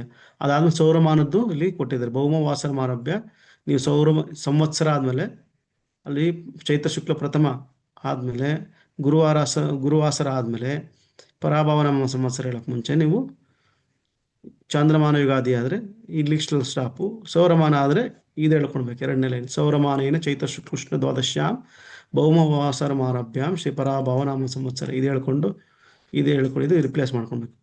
ಬಾಹ್ಯರ್ಸ್ಮತ್ಯಮಾನೇನ ಸಿದ್ಧಾರ್ಥಿ ನಾಮ ಸಂವತ್ಸರ ಸರ್ವತ್ರ ಗುರುದಯವಶಾತ್ ಪೌಷಾಬ್ದ ಸಂವತ್ಸರ. ಈ ನಮ್ಮ ಭರತಖಂಡದಲ್ಲಿ ಚಾಂದ್ರ ಸೌರಮಾನಗಳೆರಡೂ ಬಳಕೆಯಲ್ಲಿವೆ. ಚಾಂದ್ರಮಾನ ರೀತಿ ಚೈತ್ರ ಶುಕ್ಲ ಪ್ರಥಮ ಗುರುವಾರ ಮೊದಲು, ಸೌರಮಾನ ರೀತಿ ಚೈತ್ರ ಕೃಷ್ಣ ದ್ವಾದಶಿ ಮಂಗಳವಾರ ಮೊದಲು. ಪರಾಭವನಾಮ ಸಂವತ್ಸರ ವಾಹರ್ಸ್ಪತ್ಯ ರೀತಿ ವಿಂಧ್ಯೋತ್ತರ ದೇಶಕ್ಕೆ ಸಿದ್ಧಾರ್ಥಿ ನಾಮ. ವಿಂಧ್ಯೋತ್ತರ ಅಂದರೆ ವಿಂಧ್ಯ ಪರ್ವತಗಳಿಂದ ಮೇಲ್ಗಡೆ ಸಿದ್ಧಾರ್ಥಿ ನಾಮ ಅಂತ ಹೇಳ್ತಾರೆ. ನಮಗೆ ಇಲ್ಲಿ ಪರಾಭವನಾಮ ಸಂವತ್ಸರ ಅಂತ ಹೇಳ್ತಾರೆ. ಗುರು ಉದಯ ವಶದಿಂದ ಎಲ್ಲ ಕಡೆಗಳಲ್ಲೂ ಪೌಷನಾಮ ಸಂವತ್ಸರವು. ಗುರು ಉದಯ ವಶದಿಂದ, ಇದು ನನಗೂ ಗೊತ್ತಿಲ್ಲ ಗುರುೋದಯ ಅಂದರೆ ಅಲ್ಲಿ ಬರ್ತದೆ ಈ ಪ್ರದೇಶ ಅಂತ, ಇದು ನಾನು ತಿಳ್ಕೊಂಡು ನಿಮ್ಗೆ ಕೊಡ್ತೀನಿ. ಗುರುೋದಯ ವಶದಿಂದ ಅಂತ. ಸಂವತ್ಸರ ತ್ರಯಫಲಂ, ಈ ಸಂವತ್ಸರ ಪರಾಭವನಾಮ ಸಂವತ್ಸರದ ಫಲ ಹೆಂಗಿದೆ ನೋಡಿ. ಪ್ರತಿಯೊಂದು 60 ವರ್ಷದ ಸಂವತ್ಸರ ಫಲಗಳು ಇದೆ. ಇದೆಲ್ಲ ನಮಗೆ ಅಡ್ವಾನ್ಸ್ಡ್ ಕ್ಲಾಸಸ್ಸಲ್ಲಿ ಮಾಡ್ತಾರೆ. ಅನುಕೂಲ ಇದ್ದಾಗ ಪ್ರತಿ ಸಂವತ್ಸರದ ಫಲಗಳು ಏನಿದೆಯೋ ಒಂದೊಂದು ಶ್ಲೋಕನ, ಒಂದು ನೋಟ್ಸು ಒಂದು ಶೇರ್ ಮಾಡ್ತೀನಿ. ಇಲ್ಲ ಅಂದರೆ ಅಡ್ವಾನ್ಸ್ಡ್ ಕ್ಲಾಸಸ್ ಮಾಡಬೇಕಾದ್ರೆ ಇದು ಕವರ್ ಮಾಡ್ತೀನಿ. ನಿಮಗೆ ಈ ಪರಿಚಯ ಕ್ಲಾಸಸ್ಸಲ್ಲಿ ಈ ಸಂವತ್ಸರ ಫಲಗಳು ಎಲ್ಲ ಇರಲ್ಲ. ಪರಾಭವ ಸಂವತ್ಸರದಲ್ಲಿ ಪರಾಭವಾಬ್ಧೆ ರಾಜಾನ ಪ್ರಾಪ್ನುವಂತಿ ಪರಾಭವಾಂ ಆಮಹ ಕ್ಷುದ್ರ ಧಾನ್ಯಾನಿ ಪ್ರಭೂತಾನಿ ಸೌರುಷ್ಟಯ. ಈ ಪರಾಭವ ಸಂವತ್ಸರದಲ್ಲಿ ಏನಾಗುತ್ತದೆ, ರಾಜರುಗಳು ಪರಾಭವವನ್ನು ಹೊಂದುತ್ತಾರೆ. ನವಣೆ ಮೊದಲಾದ ಧಾನ್ಯಗಳು ಚೆನ್ನಾಗಿ ಬಳಸುತ್ತವೆ. ಒಳ್ಳೆಯ ಮಳೆಯಾಗುತ್ತದೆ. ರೋಗ ಬಾಧೆ ಉಂಟು ಅಂತ ಹೇಳ್ತಾರೆ. ಇಲ್ಲಿ ಪರಾಭವನಾಮ ಸಂವತ್ಸರದಲ್ಲಿ ರಾಜರುಗಳು ಪರಾಭವ ಹೊಂದುತ್ತಾರೆ. ಇಲ್ಲಿ ರಾಜರುಗಳು ಅಂದರೆ ನಮ್ಮಲ್ಲಿರ್ತಕ್ಕಂಥ ಅಹಂಕಾರಗಳು ಕೂಡ ಪರಾಭವ ಹೊಂದುತ್ತದೆ ಅಂತ ನಾನು ಯುಗಾದಿಗೆ ಮುಂಚೆ ನಾನು ಈ ನಾಮ ಸಂವತ್ಸರಗಳು ನೋಡ್ತಿರ್ಬೇಕಾದ್ರೆ ಅಲ್ಲಿ ಒಂದು ತಾತ್ಪರ್ಯ ಇತ್ತು. ಯಾರು ನಮ್ಮವೇ ರಾಜರು, ನಾವು ಹೇಳಿದ್ದೇ ಶಾಸ್ತ್ರ ಅಂತೆಲ್ಲ ನಾವು ಅಂದ್ಕೊತಾ ಇರ್ತೀವಿ. ನಮ್ಮ ಅಹಂಕಾರಗಳು ನಾನು ಮಾಡಿದ್ದೆ ಕರೆಕ್ಟ್ ಅಂತ ಅಂದ್ಕೊತಿರೋ ನಮ್ಮ ಅಹಂಕಾರಗಳು ಕೂಡ ಪರಾಭವ ಹೊಂದಿ ನಮ್ಮನ್ನು ಬೇರೆಡೆಗೆ ಕರ್ಕೊಂಡು ಹೋಗ್ತದೆ ಅಂತ ಕೂಡ ಇದೆ. ಸಿದ್ಧಾರ್ಥಿ ನಾಮ ಸಂವತ್ಸರ ವಿಂಧ್ಯ ದೇಶಗಳಿಗೆ. ಸಿದ್ಧಾರ್ಥಿ ಸಂವತ್ಸರದಲ್ಲೂ ರಾಜರು ಪ್ರಜೆಗಳು ವೈರವಿಲ್ಲದವರಿಗೆ ಸುಖಗಳಾಗಿರುತ್ತಾರೆ. ಸಸ್ಯಗಳು ಚೆನ್ನಾಗಿ ಬೆಳೆಯುತ್ತವೆ. ಪದಾರ್ಥಗಳಿಗೆ ಬೆಲೆಯು ಹೆಚ್ಚಾಗಿರುತ್ತದೆ. ಸುವೃಷ್ಟಿ ಉಂಟಾಗುತ್ತದೆ. ಒಳ್ಳೆ ಮಳೆ ಬೆಳೆ ಆಗ್ತದೆ. ಫಲಾಭ ಇದು ನಾಮಗಳ ಹೆಸರುಗಳಲ್ಲಿ ಅಂತ ಹೇಳ್ತಾರೆ. ಇದು ವಿಂಧ್ಯ ಪ್ರದೇಶದಿಂದ ಮೇಲ್ಗಡೆಗೆ ಅಂತ. ಸೊ ಇದಕ್ಕೇನು ತೊಂದರೆ ಇಲ್ಲ, ನೀವು ಓದ್ಕೊಳ್ಬೋದು. ಮತ್ತೆ ಶ್ಲೋಕ. ನಿವೃತ್ತ ಧೈರ್ಯ ಕ್ಷಿತಿಪಾಲಕಾಸ್ಯು ಪ್ರಜಾನುರಕ್ತಶ್ವ ಸುಕರ್ಮಾಸಕ್ತ ಪೌಷೇ ಚ ವರ್ಷೇ ಕಿಲ ರೋಗಪೀಡಾ ತಥಾಪಿ ಸರ್ವೇ ಸುಖಮಾಪ್ನುವಂತಿ. ಪೌಷಾರ್ಧದಲ್ಲಿ ರಾಜರು ಧೈರ್ಯಹೀನರಾಗಿ ಪ್ರಜೆಗಳಲ್ಲಿ ಪ್ರೀತಿಯನ್ನು ಇಟ್ಟು ಸತ್ಕರನಿರತರಾಗಿರ್ತಾರೆ. ಎಲ್ಲ ವಿಧವಾದ ರೋಗ ಬಾಧೆಯೂ ಇರುತ್ತದೆ. ಆದಾಗ್ಯೂ ಜನರೆಲ್ಲರೂ ಸುಖವನ್ನು ಹೊಂದಿರ್ತಾರೆ. ನೋಡಿ, ರೋಗಗಳು ಜಾಸ್ತಿ ಇದೆ ಅಂತ ಹೇಳ್ತಾ ಇದ್ದಾರೆ. ಇತ್ತೀಚೆಗೆ ಬರ್ತಿರ್ಬೇಕಾದ್ರೆ ಒಂದೊಂದು ಅಲ್ಲಲ್ಲಿ ಕೊರೋನಾನು ಮತ್ತೆ ಕಾಣಿಸ್ತಿದೆ. ಮತ್ತು ಈ ಏಡ್ಸ್ ಕೂಡ ಜಾಸ್ತಿ ಆಗ್ತಿದೆ ಬೆಂಗಳೂರಲ್ಲಿ ಅಂತ ಸಿಕ್ಕಾಪಟ್ಟೆ ಕೇಳ್ತಾ ಇದ್ದೀರಿ. ಬೇರೆ ಬೇರೆ ರೋಗಗಳು ಅಲ್ಲಿ ಆಗ್ತಾನೇ ಇದೆ. ಇದೆಲ್ಲ ನೋಡ್ಕೊತಾ ಇರಬೇಕು.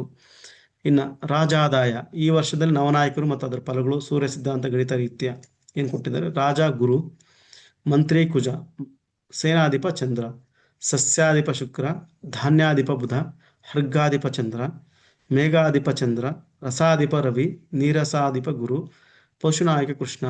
ನವನಾಯಕರು ಅಂತ ಏನು ಹೇಳ್ತಾ ಇದ್ದಾರೆ, ಇದು 10ಕ್ಕೂ ಏನು ಕೊಟ್ಟಿದ್ದಾರೋ ಇದೆ ಇದ್ರದ್ದು ಫಲಗಳು ಕೊಟ್ಟಿದ್ದಾರೆ. ಇದು ಕ್ಯಾಲ್ಕುಲೇಷನ್ಸ್ ಯಾವ ಥರ ಮಾಡ್ತಾರೆ, ರಾಜ ಗುರು ಯಾಕೆ, ಮಂತ್ರಿ ಕುಜ, ಇದೆಲ್ಲ ಕ್ಯಾಲ್ಕುಲೇಷನ್ಸ್ ಇದೆ. ಈ ಕ್ಯಾಲ್ಕುಲೇಷನ್ಸ್ ಎಲ್ಲ ನಿಮಗೆ ಇವಾಗಲೇ ಕೊಡ್ತಾ ಹೋದರೆ ನಿಮಗೆ ಸ್ವಲ್ಪ ಕಷ್ಟ ಆಗುತ್ತೆ ಅಂತ ನಾನು ಯಾವುದು ನಿಮ್ಗೆ ಕ್ಯಾಲ್ಕುಲೇಷನ್ಸ್ ಕೊಟ್ಟಿಲ್ಲ.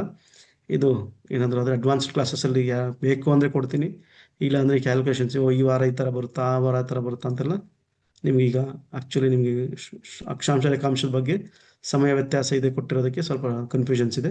ಆ ಟೈಮಲ್ಲಿ ಎಲ್ಲರೂ ರಿಕ್ವೈರ್ಮೆಂಟ್ ಇದೆ ಅಂದರೆ ಇದು ರಾಜ ಆದಾಯಗಳು ಇದು ನವನಾಯಕರು ಯಾವ ಥರ ಕ್ಯಾಲ್ಕುಲೇಟ್ ಮಾಡೋದು ಅಂತ ನಾನು ನಿಮ್ಗೆ ಹೇಳ್ತೀನಿ. ಗುರು ರಾಜತ್ವ ಫಲಂ. ಗುರು ರಾಜನಾಗಿದ್ದರೆ ಅದರ ಫಲ ಏನಪ್ಪ ಅಂದರೆ ದ್ವಿಜಾತಯ ಕರ್ಮಾರತಸ್ವ ಧರ್ಮ ಸನ್ಮಾರ್ಗಾಗ ನೀತಿವಿದೋ ನರೇಂದ್ರ ಸುಭಿಕ್ಷಮಾರೋಗ್ಯೋ ಸುಖಿ ಪ್ರಜಾನಾಂ ಸುವೃಷ್ಟಿ ರಬ್ದ್ಯಾಧಿಪತ್ಯೋ ಸೂರ್ಯಜ್ಯ. ತಾತ್ಪರ್ಯ: ಗುರು ರಾಜನಾಗಿರೋದ್ರಿಂದ ದ್ವಿಜರು ಸತ್ಕಾರ್ಯಗಳನ್ನು ಮಾಡತಕ್ಕವರಾಗಿಯೂ ತಮ್ಮ ತಮ್ಮ ಕುಲಧರ್ಮಗಳನ್ನು ಅನುಷ್ಠಾನ ಮಾಡುವವರಾಗಿಯೂ ಒಳ್ಳೆಯ ನಡತೆಯುಳ್ಳವರಾಗಿಯೂ ಇರುತ್ತಾರೆ. ರಾಜರುಗಳು ನ್ಯಾಯದಿಂದ ರಾಜ್ಯ ಪರಿಪಾಲನೆ ಮಾಡುವವರಾಗಿರುತ್ತಾರೆ. ಪ್ರಜೆಗಳು ಆರೋಗ್ಯದಿಂದಿರುತ್ತಾರೆ. ಒಳ್ಳೆಯ ಮಳೆಯಾಗಿ ಧಾನ್ಯಗಳು ಹೇರಳವಾಗಿ ಬೆಳೆಯಲ್ಪಡುತ್ತವೆ. ನಿಮಗೆ ಗುರು ರಾಜ ಆಗಿರ್ಬೇಕಾದ್ರೆ ಎಲ್ಲ ಧರ್ಮ ಕಾರ್ಯಗಳಲ್ಲಿ ನಡೆದಿರೋ ಧರ್ಮವಾಗಿ ಇರ್ತದೆ. ಸತ್ಕಾರ್ಯಗಳು ಮಾಡೋದಕ್ಕೆ ಬ್ರಾಹ್ಮಣರು ಎಲ್ಲರನ್ನು ಪ್ರೇರೇಪಿಸ್ತಾ ಇರ್ತಾರೆ ಅಂತ. ಕುಜಸ್ಯ ಮಂತ್ರಿತ್ವ ಫಲ. ಮಂಗಳ ಮಂತ್ರಿ ತಗೊಂಡಾಗ ಅದ್ರ ಫಲ ಹೆಂಗಿರ್ತದೆ ಅಂದರೆ ದಹನ ಪ್ರಹರಣ ಶಂಬರ ಮರುಧಾಮಯ ಭೀತಿ ರತುಲ ಸ್ಯಾತ್ ಕ್ಷಿತಿ ಧನಯ ಏಸತಿ ಮಂತ್ರಿಣಿ ಶೋಷಂ ಸಮುಪೈತಿ ಸರ್ವಸ್ಯ ಸಚಯ. ಟೀಕು: ಕುಜನು ಮಂತ್ರಿಯಾಗಿದ್ದ ಪೈರು ಪಚ್ಚೆಗಳು ಒಣಗಿ ನೋಡಿ ಕ್ಷಾಮ, ಇದು ತುಂಬ ಕಡೆ ಕ್ಷಾಮ ಕಾಣಿಸ್ಬೇಕಾದ್ರೆ ಇದು ಕುಜನ ಫಲ. ಹೋಗಿ ಅಗ್ನಿಭಯವು, ಜಲೋಪದ್ರವವು, ಸುಂಟರಗಾಳಿ ಬಡಿತವು, ರೋಗ ಪೀಡೆ ಉಂಟಾಗುತ್ತದೆ. ಕುಜ ಮಂತ್ರಿ ಆಗಿದ್ದಾಗ ಏನಾಗುತ್ತೆ, ಕೆಲವು ಕಡೆ ಕ್ಷಾಮ ಇರ್ತದೆ, ಕೆಲವು ಕಡೆ ಮಳೆ ಬೀಳ್ತಾ ಇರ್ತದೆ, ಕೆಲವು ಕಡೆ ಸುಂಟರಗಾಳಿ ಬಡಿತಾ ಇರ್ತದೆ, ಜಲೋಪದ್ರವನೂ ಇದೆ, ಅಗ್ನಿಭಯನೂ ಇದೆ. ಎಲ್ಲ ಇರೋದ್ರಿಂದ ನಿಮ್ಗೆ ನೋಡ್ತಿರ್ಬೇಕಾದ್ರೆ ಈಗ ಮಲೆನಾಡಲ್ಲಿ ಮಳೆ ಬೀಳ್ತಿರ್ಬೇಕಾದ್ರೆ ಒಂದೇ ರಾತ್ರಿಗೆ ಕಬಿನಿ ಜಲಾಶಯ ಅಂತೆಲ್ಲ ತುಂಬ ಹೋಗ್ತಾ ಇದೆ. ಆ ಥರ ಮಳೆ ಆಗ್ತದೆ. ಇಲ್ಲ ಅಂದರೆ ಮಳೆನೇ ಇಲ್ಲದ್ರೆ 2 ತಿಂಗಳಿಂದ ಮಳೆ ಇಲ್ಲ ಅಂತ ತಮಿಳ್ನಾಡಲ್ಲೆಲ್ಲ ನಮ್ಗೆ ನೀರು ಬೇಕು ಅಂತ ಗಲಾಟೆ ಮಾಡ್ತಿದ್ರು. ಈ ಥರ ಎಲ್ಲ ಇರ್ತದೆ. ಇದು ಆ ಒಂದು ಫಲಗಳ ಮೇಲೆ ಇವೆಲ್ಲ ನಾವು ನೋಡ್ತಿರ್ಬೇಕಾದ್ರೆ ಎಲ್ಲ ಒಂದು ನೋಡ್ಕೊಂಡು ಹೋಗ್ತಾ ಇರ್ಬೋದು.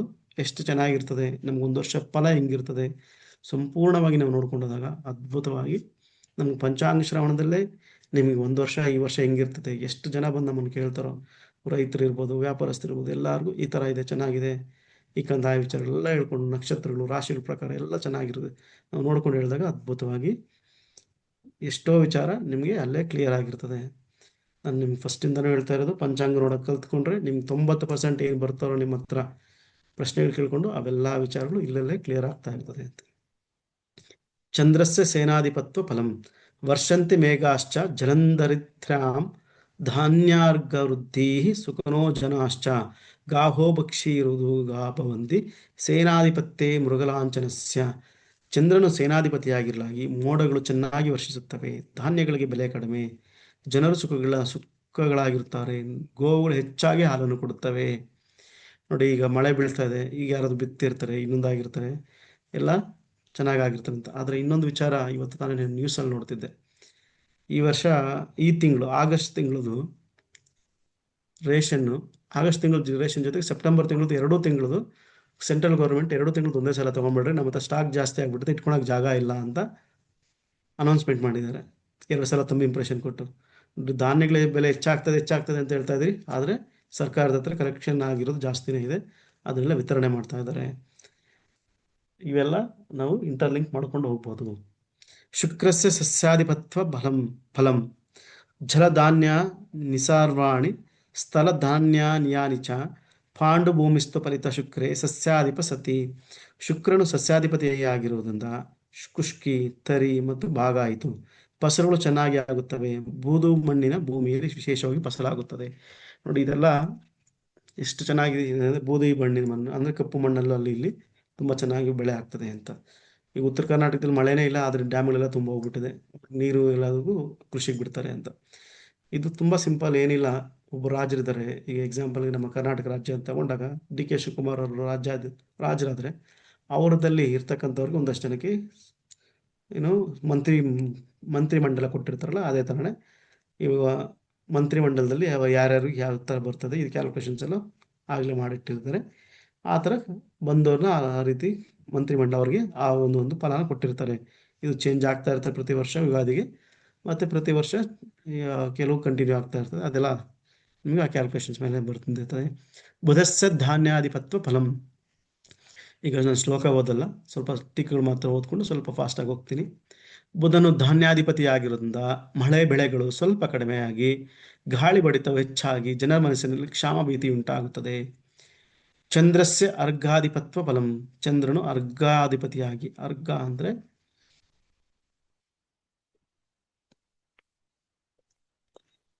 ಸುವೃಷ್ಟಿ ಅಂದರೆ ಮಳೆ, ಅಭಿವೃದ್ಧಿ. ಈಗ ಅರ್ಘ್ಯ ಅಂತ ಹೇಳಿದ್ರೆ ಮಳೆ ನೀರು ಅಂತ, ನೀರಿನ ಅಧಿಪತಿ ಆಗಿರೋದ್ರಿಂದ ಸೂವೃಷ್ಟಿಯು ಸಸ್ಯವೃದ್ಧಿಯು ಉಂಟಾಗುತ್ತದೆ, ಪದಾರ್ಥಗಳಿಗೆ ಬೆಲೆ ಕಡಿಮೆ ಅಂತ. ಚಂದ್ರಸ್ಯ ಮೇಘಾಧಿಪತ್ವ ಫಲಂ. ಚಂದ್ರನು ಮೇಘಾಧಿಪತಿನಾಗಿಲ್ಲ, ದೇಶದಲ್ಲಿ ಸೂವೃಷ್ಟಿಯುಂಟಾಗಿ ಧಾನ್ಯಗಳು ಚೆನ್ನಾಗಿ ಫಲಿಸುತ್ತವೆ, ಗೋವುಗಳು ಹೆಚ್ಚಾಗಿ ಹಾಲನ್ನು ಕೊಡುತ್ತವೆ. ನೋಡಿ, ಸಸ್ಯಗಳಿಗೆ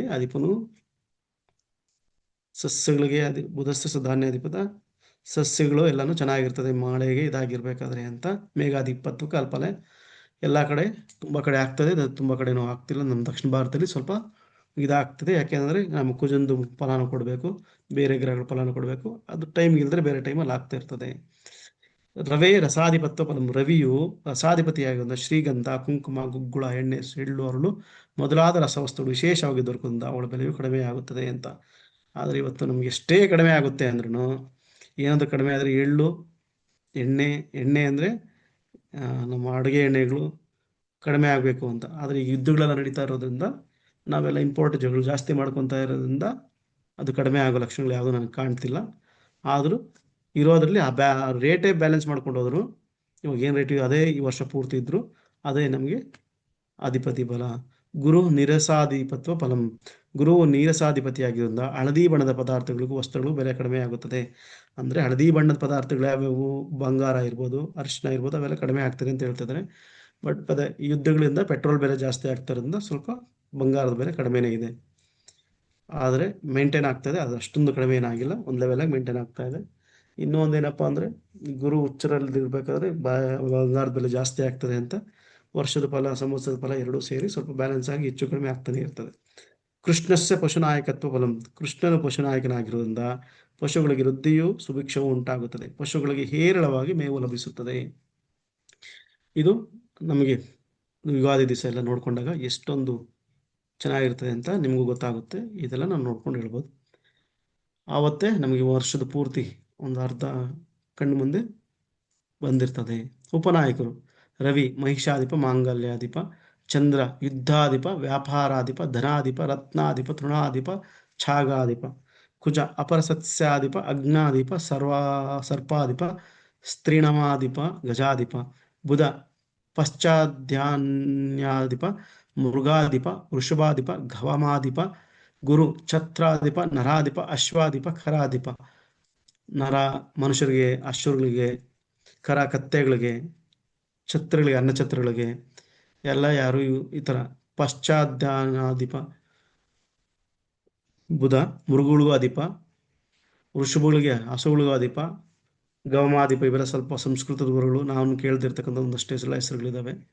ಇದನ್ನೆಲ್ಲ ನಾವು ಸ್ವಲ್ಪ ತಿಳ್ಕೊಳ್ಬೇಕಾಗ್ತದೆ, ಯಾಕಂದರೆ ಅವಾಗ ಓದಿರ್ತೀರಿ, ಅದಾದಮೇಲೆ ಅದರ ಅರ್ಥಗಳು ನಾನು ತಿಳ್ಕೊಳಕ್ಕೆ ಹೋಗಿಲ್ಲ, ಒಂದೆರಡು ಮೂರು ಅದು ನಾನು ತಿಳ್ಕೊಳ್ಬೇಕು. ಶುಕ್ರ ಪೂರ್ವ ಸಸ್ಯಾಧಿಪ, ಅಗ್ರಧಾನ್ಯಾಧಿಪ, ಕೋಶಾಧಿಪ, ಉಷ್ಟ್ರಾಧಿಪ.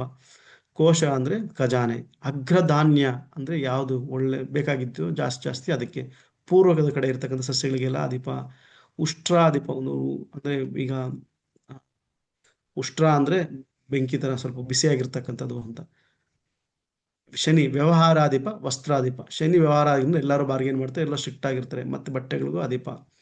ಈಗ ಕಂದಾಯ ವಿಚಾರ ನೋಡಿ, ಈಗ ಇದೆಲ್ಲ ವಿಚಾರ ನಿಮಗೆ ಪಂಚಾಂಗದಲ್ಲಿದೆ, ಇಲ್ಲಿ ನಿಮ್ಗೆ ಶ್ಲೋಕದ ಸಮೇತನೂ ಇದೆ. ಯಾವುದಕ್ಕದು ಫಲ ಏನಿದೆ ಎಲ್ಲ ವಿಚಾರ ಇದೆ. ನೀವು ಕೂಡ ಆರಾಮಾಗಿ ಓದ್ಕೊಂಡು ಹೋಗ್ಬೋದು. ನೆಕ್ಸ್ಟ್ ಕ್ಲಾಸ್ಗೆ ನೀವು ಬರೋದಕ್ಕೆ ಮುಂಚೆ ನೀವು ಇವತ್ತೇನಿದೆ ಒಂಟಿಕೊಪ್ಪಲು ಪಂಚಾಂಗ ಈ ಎಲ್ಲ ವಿಚಾರ ಓದ್ಕೊಂಡ್ರೆ ಮನನ ಮಾಡಿಕೊಂಡ್ರೆ ನಿಮಗೆ ನೆಕ್ಸ್ಟು ಬರಬೇಕಾದ್ರೆ ಈಗಲೂ ನೀವು 2 ತಿಂಗಳಾಗಿದೆ ಅಷ್ಟೇ, 2 ತಿಂಗಳು 3 ತಿಂಗಳಾಗಿದೆ, ಇನ್ನೂ 9 ತಿಂಗಳಿದೆ. ಯಾರಾದರೂ ಬಂದು ಕೇಳಬೇಕಾದ್ರೆ ನಿಮ್ಗೆ ಪ್ರಾಕ್ಟೀಸ್ ಮಾಡೋದಕ್ಕೂ ಈಸಿ ಆಗಿರ್ತದೆ. ಈ ಕಂದಾಯ ಫಲ ಅಂತಕ್ಕಂಥದ್ದು ತುಂಬ ಸಿಂಪಲ್. ಕಂದಾಯದ ಸಂಖ್ಯೆ ಹೆಚ್ಚಿದಷ್ಟು ಫಲ ಹೆಚ್ಚು. ಬೆಸನಾದರೆ ದ್ರವ್ಯ ಲಾಭ, ಸಮವಾದರೆ ಮಧ್ಯಮ, ಸೊನ್ನೆಯಾದರೆ ನಿಷ್ಫಲ. ಮೊದಲನೇ ಕಂದಾಯ 0 ಆದರೆ ರೋಗ ಭಯ. ನೋಡಿ, ಮೊದಲನೇದು ಪ್ರಥಮ, ದ್ವಿತೀಯ, ತೃತೀಯ ಇದೆ. ಮೊದಲನೇದು 0 ಆದರೆ ರೋಗ ಭಯ, ಎರಡನೇದು 0 ಆದರೆ ಮಹಾಭಯ, ಮೂರನೇದು 0 ಆದರೆ ಧನಹಾನಿ. ಇವಾಗ ನಷ್ಟ ಆಗ್ತದೆ ನಿನಗೆ. ಫಸ್ಟ್ 4 ತಿಂಗಳು ಚೆನ್ನಾಗಿ ನೋಡ್ಕೋ, 2 ತಿಂಗಳು ಮತ್ತೆ 4 ತಿಂಗಳು ಈ ಥರ ನೋಡ್ಕೋ, 4 ತಿಂಗಳು ಈ ಥರ ನೋಡ್ಕೋ ಅಂತ ನೀವು ನೆಮ್ಮದಿಯಾಗಿ ಹೇಳ್ಬೋದು ಅವ್ರಿಗೆ. 3 0 ಆದರೆ ಮಹಾ ಕಷ್ಟ. ಮೊದಲನೇ ಕಂದಾಯವು ಚೈತ್ರ ಆದ 5 ತಿಂಗಳು. ಇಲ್ಲಿ ಚೈತ್ರ ಆದ 5 ತಿಂಗಳಕ್ಕೆ ಚೈತ್ರ ಆದ 5 ತಿಂಗಳು. ಈ ಸಲ ಅಧಿಕ ಆಷಾಢ ಇದೆ, ಅಧಿಕ ಜ್ಯೇಷ್ಠ ಮಾಸ ಇದೆ, ಅದಕ್ಕೋಸ್ಕರ 5 ತಿಂಗಳು. ಮತ್ತೆ ಎರಡನೇ ಕಂದಾಯವು ಶ್ರಾವಣದಿಂದ ಶುರುವಾಗ್ತದೆ, ಮೊದಲ 4 ತಿಂಗಳು. ಮೂರನೇ ಕಂದಾಯವು ಮಾರ್ಗಶೀರ್ಷ ಮಾಸದಿಂದ 4 ತಿಂಗಳು ಇರ್ತದೆ, ಮಾರ್ಗಶಿರಾಮದಿಂದ ಇರ್ತದೆ. ಈಗ ಇಲ್ಲಿ 27 ನಕ್ಷತ್ರಗಳಿಗೂ ಇಲ್ಲಿ ಕೊಟ್ಟಿದ್ದಾರೆ. ಅಶ್ವಿನಿ ನಕ್ಷತ್ರಕ್ಕೆ ಪ್ರಥಮದಲ್ಲಿ 4 ಇದೆ, ಸಮ ಇದ್ರೆ ಏನು, ಸಮ ಇದ್ರೆ ಮಧ್ಯಮ, ಬೆಸೆ ಇದ್ರೆ ದ್ರವ್ಯ ಲಾಭ, 0 ಇಲ್ಲದ್ರೆ ಜಾಸ್ತಿ ಇದ್ದಷ್ಟು ಒಳ್ಳೆಯದು ಅಂತ. 4 2 4 ಎಲ್ಲ ಸಮ ಇದೆ, ಮಧ್ಯಮವಾಗಿದೆ, ಪರವಾಗಿಲ್ಲ, ಈ ವರ್ಷ ಏನು ತೊಂದರೆ ಇಲ್ಲ ಅಂತ ಹೇಳ್ಬೋದು. ಭರಣಿ ನಕ್ಷತ್ರಕ್ಕೆ ಪ್ರಥಮದಲ್ಲಿ 7 ಇದೆ, ಬೆಸ ಇದೆ, ಒಳ್ಳೆ ಫಲ, ಶುಭ ಫಲ ಕೊಡ್ತದೆ.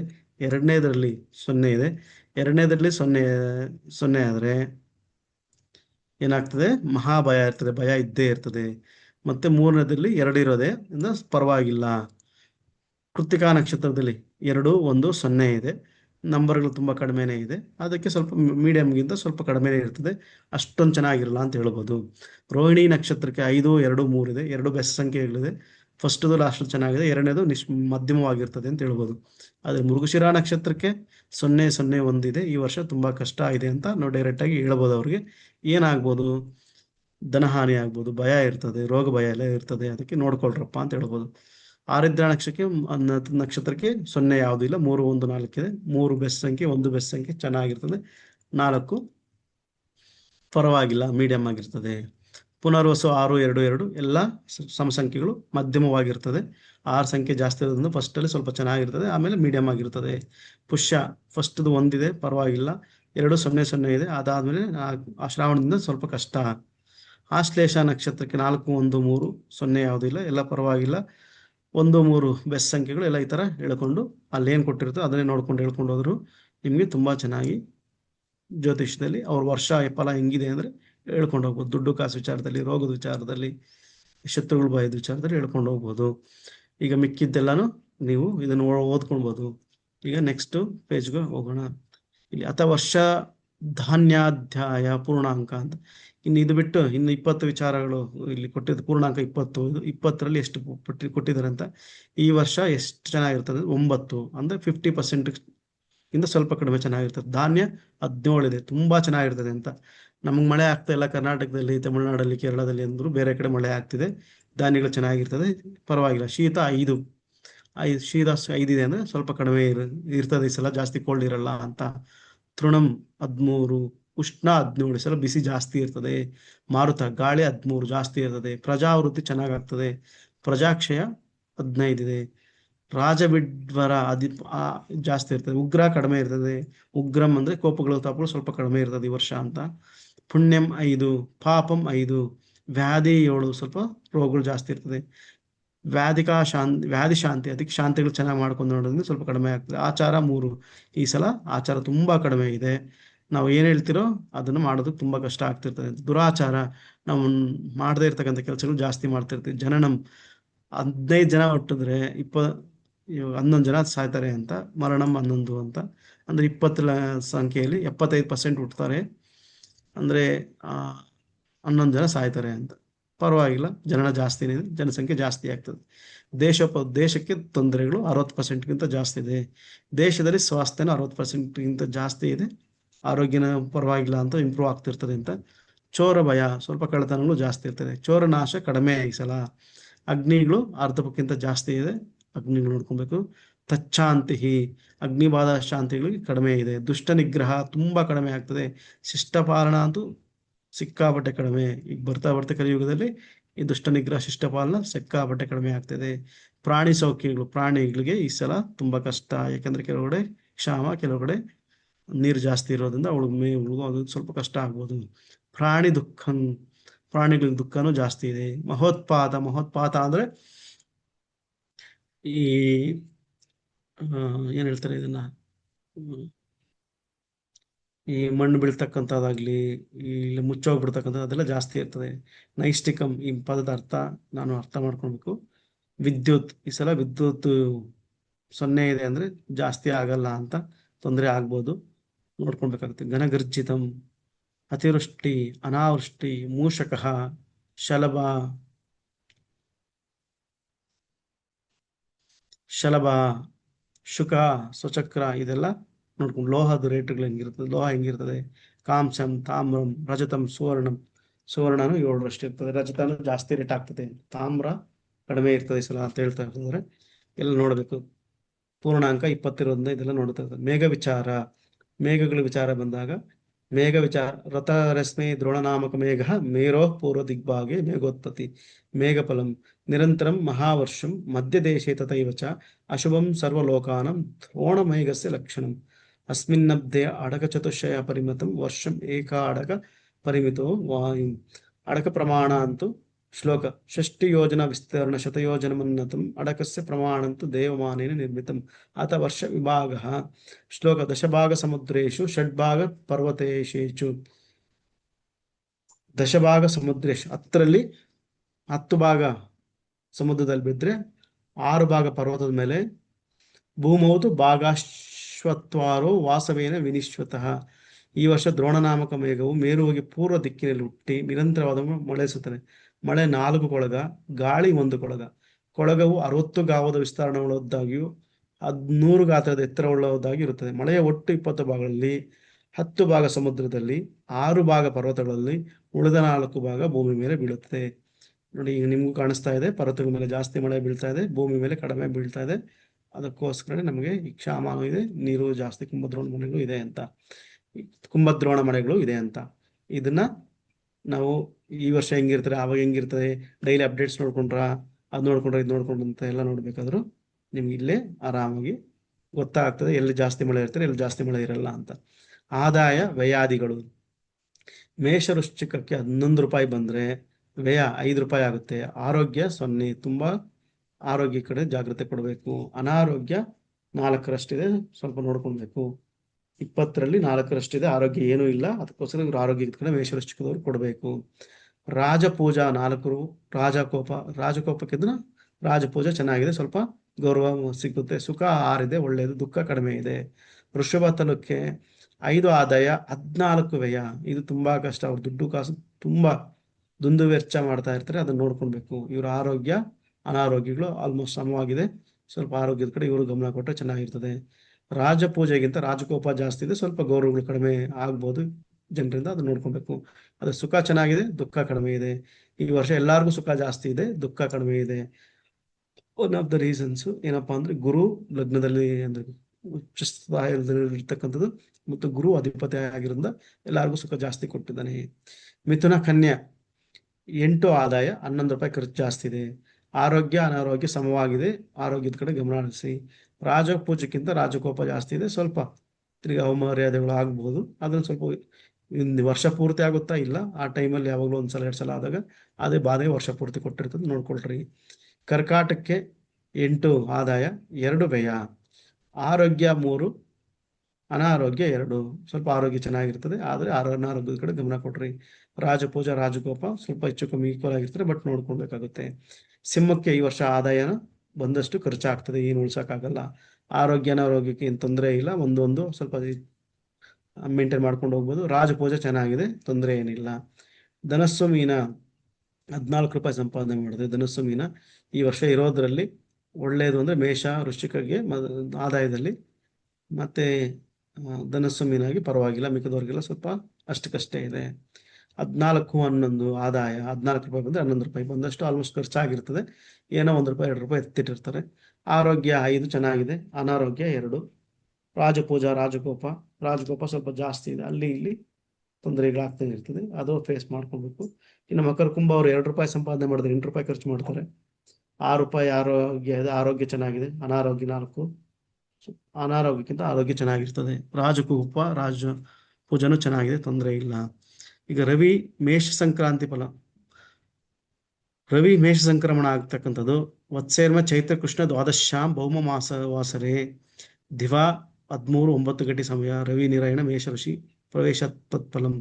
ಈ ವರ್ಷ ಚೈತ್ರ ಕೃಷ್ಣ ದ್ವಾದಶಿ ಮಂಗಳವಾರ ಹಗಲು ರವಿಯು ನಿರಾಯಣ ಮೇಷ ರಾಶಿ ಪ್ರವೇಶದಿಂದ ಪದಾರ್ಥಗಳಿಗೆ ಬೆಲೆ ಕಡಿಮೆ, ಯುದ್ಧ ಭಯ. ನೋಡಿ, ರವಿ ಮೇಷ ಸಂಕ್ರಮಣದಲ್ಲಿ ಮಂಗಳವಾರ ಪ್ರವೇಶ ಆಗಿರೋದ್ರಿಂದ ಯುದ್ಧ ಭಯ ಇರ್ತದೆ.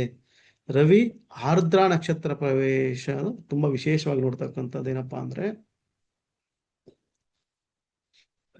ಮಳೆ ಬೆಳೆಯನ್ನು ನೋಡ್ತಾರೆ. ಅದಕ್ಕೋಸ್ಕರ ವತ್ಸರೇಸ್ಮಿ ನಿಜ ಜ್ಯೇಷ್ಠ ಶುಕ್ಲ ಅಷ್ಟಮ್ಯಾಂ ಇಂದು ವಾಸರೆ ತ್ರೌ ರವಿ ಆರ್ದ್ರ ನಕ್ಷತ್ರ ಪ್ರವೇಶ ತತ್ಫಲಂ. ಈ ವರ್ಷ ನಿಜ ಜ್ಯೇಷ್ಠ ಶುಕ್ಲ ಅಷ್ಟಮಿ ಸೋಮವಾರ, ಇಂದು ವಾಸರ ಅಂದ್ರೆ ಸೋಮವಾರ ರಾತ್ರಿ ರವಿಯು ಆರ್ದ್ರ ನಕ್ಷತ್ರ ಪ್ರವೇಶದಿಂದ ಸಸ್ಯ ವೃದ್ಧಿ, ಕ್ಷೇಮ ಮತ್ತು ಸುಭಿಕ್ಷ ಉಂಟಾಗುತ್ತದೆ. ಇವಾಗ ನೀವು ನೋಡ್ತಿದ್ದೀರಾ, ಮಳೆ ಆರ್ದ್ರ ನಕ್ಷತ್ರಕ್ಕೆ ನೋಡಿ. ಫಸ್ಟ್ ಎಲ್ಲ ಯುದ್ಧದ ಬಗೆಗಳು ಜಾಸ್ತಿ ಇತ್ತು, ಈಗ ಆರ್ದ್ರ ನಕ್ಷತ್ರಕ್ಕೆ ನಿಜ ಜ್ಯೇಷ್ಠ ಮಾಸದಲ್ಲಿ 22 ಜೂನ್ಗೆ ಪ್ರವೇಶ ಆದ್ಮೇಲೆ ಸ್ವಲ್ಪ ಸ್ವಲ್ಪ ಅಲ್ಲಿ ಇಲ್ಲಿ ಮಳೆ ಆಗ್ತದೆ. ಅದಕ್ಕೆ ಮುಂಚೆ ಎಲ್ಲೂ ಸ್ವಲ್ಪ ಕಷ್ಟ ಇರ್ತಾ ಇತ್ತು.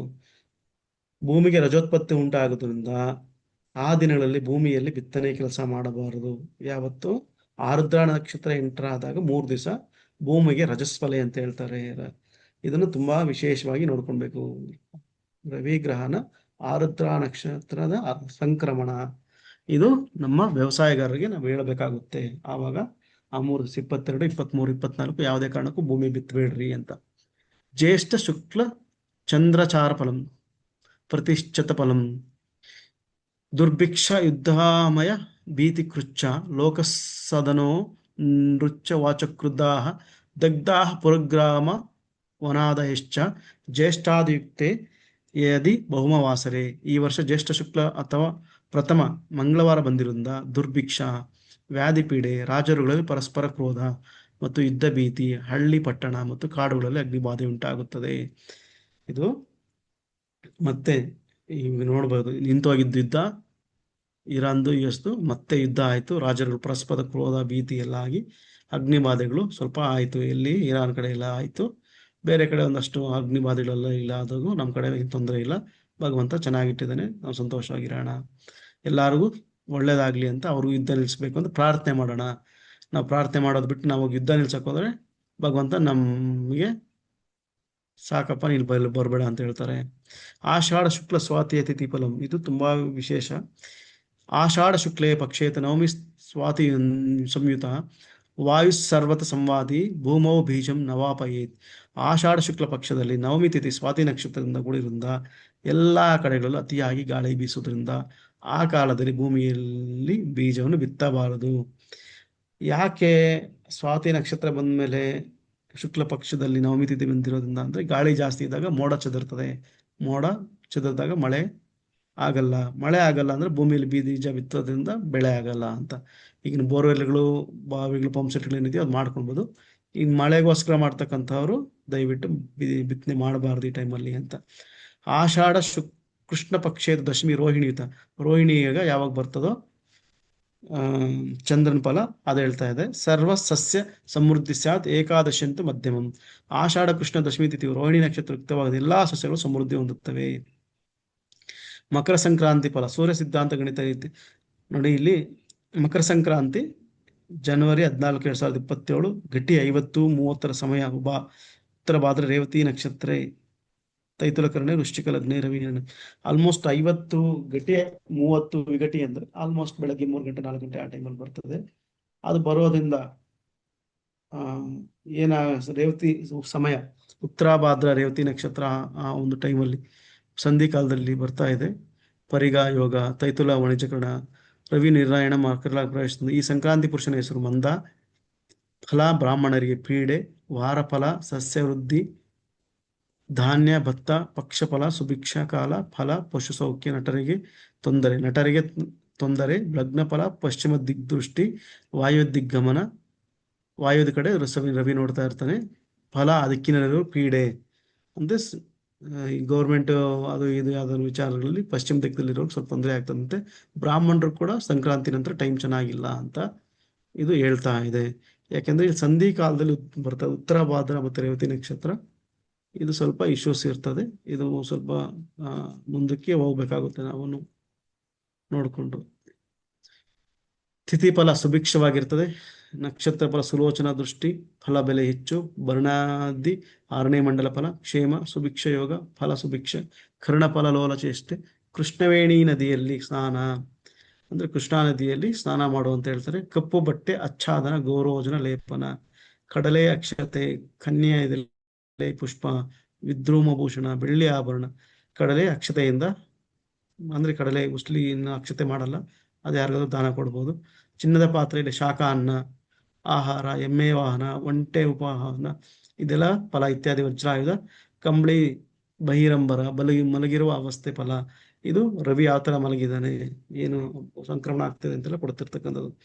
ಇಲ್ಲಿ ಮತ್ತೆ ಬರ್ಬೇಕಾದ್ರೆ ಮಕರ ಸಂಕ್ರಾಂತಿ ಫಲವು 1 ವರ್ಷ ಕಾಲ ನಡೆಯುತ್ತದೆ. ಇದು 1 ವರ್ಷದ ಕಾಲ ಫಲ ಸಂಗ್ರಹ ಇರ್ತದೆ. ರಾಜರು ನ್ಯಾಯಯುತವಾಗಿ ರಾಜ್ಯಪಾಲನೆ ಮಾಡುವವರಾಗಿರುತ್ತಾರೆ. ಜನರು ಸತ್ಯಾಸಕ್ತರಾಗಿರುತ್ತಾರೆ. ಮೋಡಗಳು ಚೆನ್ನಾಗಿ ವರ್ಷಿಸಿ ಮಳೆ ಬೆಳೆಗಳು ಚೆನ್ನಾಗಿ ಆಗುತ್ತವೆ. ಖುಷ್ಕಿ ತರಿ ಬಾಗಾಯಿತು, ಫಸಲು ಉತ್ತಮವಾಗಿರ್ತದೆ. ಹಳೆ ಕಾಲದಲ್ಲಿ ಹೇಳ್ತಿದ್ರು ಖುಷ್ಕಿ ತರಿ ಬಾಗಾಯಿತು ಅಂತ. ನಿಮ್ಮ ಪಾಣಿಗಳಲ್ಲಿ ಯಾರಾದ್ರೂ ಖುಷ್ಕಿ ಜಮೀನಿದ್ರೆ, ಅಗ್ರಿಕಲ್ಚರ್ ವ್ಯವಸಾಯದ ಜಮೀನಿದ್ರೆ ನಿಮ್ಮ ಖುಷ್ಕಿ ತರಿ ಬಾಗಾಯಿತು ಅಂತ ಇರ್ತದೆ. ಖುಷ್ಕಿ ಅಂದ್ರೆ ಮಳೆಗಾಲದಲ್ಲಿ ಆಗ್ತಕ್ಕಂಥದ್ದು. ತರಿ ಅಂದ್ರೆ ಇದಕ್ಕಿಂದ ಬರ್ತಕ್ಕಂಥದ್ದು ಯಾವುದು, ಕೆರೆಗಳಿಂದ ನೀರು ಸಪ್ಲೈ ಆಗ್ತಕ್ಕಂಥದ್ದು. ಬಾಗಾಯಿತು ಅಂದ್ರೆ ಡ್ಯಾಮ್ಗಳು ಕಟ್ಟಿ ನೀರಾವರಿ ಜಮೀನು ಇರ್ತಾರಲ್ಲ, ಅದು ಬಾಗಾಯಿತು. ಫಸಲು ಉತ್ತಮವಾಗಿರ್ತದೆ. ಅಗ್ನಿ ಭಯವು ಜಲೋಪದ್ರವವು ಕಂಡು ಬರುತ್ತದೆ. ಶ್ರೀಗಂಧ, ಕುಂಕುಮ, ಎಣ್ಣೆ, ಎಳ್ಳು, ಅರಳು ಮೊದಲಾದ ರಸಪದಾರ್ಥಗಳು ಹೇರಳವಾಗಿ ದೊರಕುಂದ ಅವುಗಳ ಬೆಲೆ ಕಡಿಮೆಯಾಗುತ್ತದೆ. ವಸ್ತ್ರಗಳ ಬೆಲೆಯೂ ಕಡಿಮೆಯಾಗುತ್ತದೆ. ಗೋವುಗಳಿಗೆ ಹೇರಳವಾಗಿ ಮೇವು ದೊರಕುತ್ತದೆ. ಹೆಚ್ಚಾದ ಹಾಲನ್ನು ಕೊಡ್ತದೆ. ಇದೆಲ್ಲ ಯಾವಾಗ ಮಕರ ಸಂಕ್ರಾಂತಿ ಆದ್ಮೇಲೆ ಎಲ್ಲ ಚೆನ್ನಾಗಿರ್ತದೆ ಅಂತ. ಈ ವರ್ಷ ಗ್ರಹಣಗಳು ಎಷ್ಟಿದಾವೆ? 4 2 ಸೂರ್ಯಗ್ರಹಣ, 2 ಚಂದ್ರಗ್ರಹಣ ಇರ್ತದೆ. ಇದರಲ್ಲಿ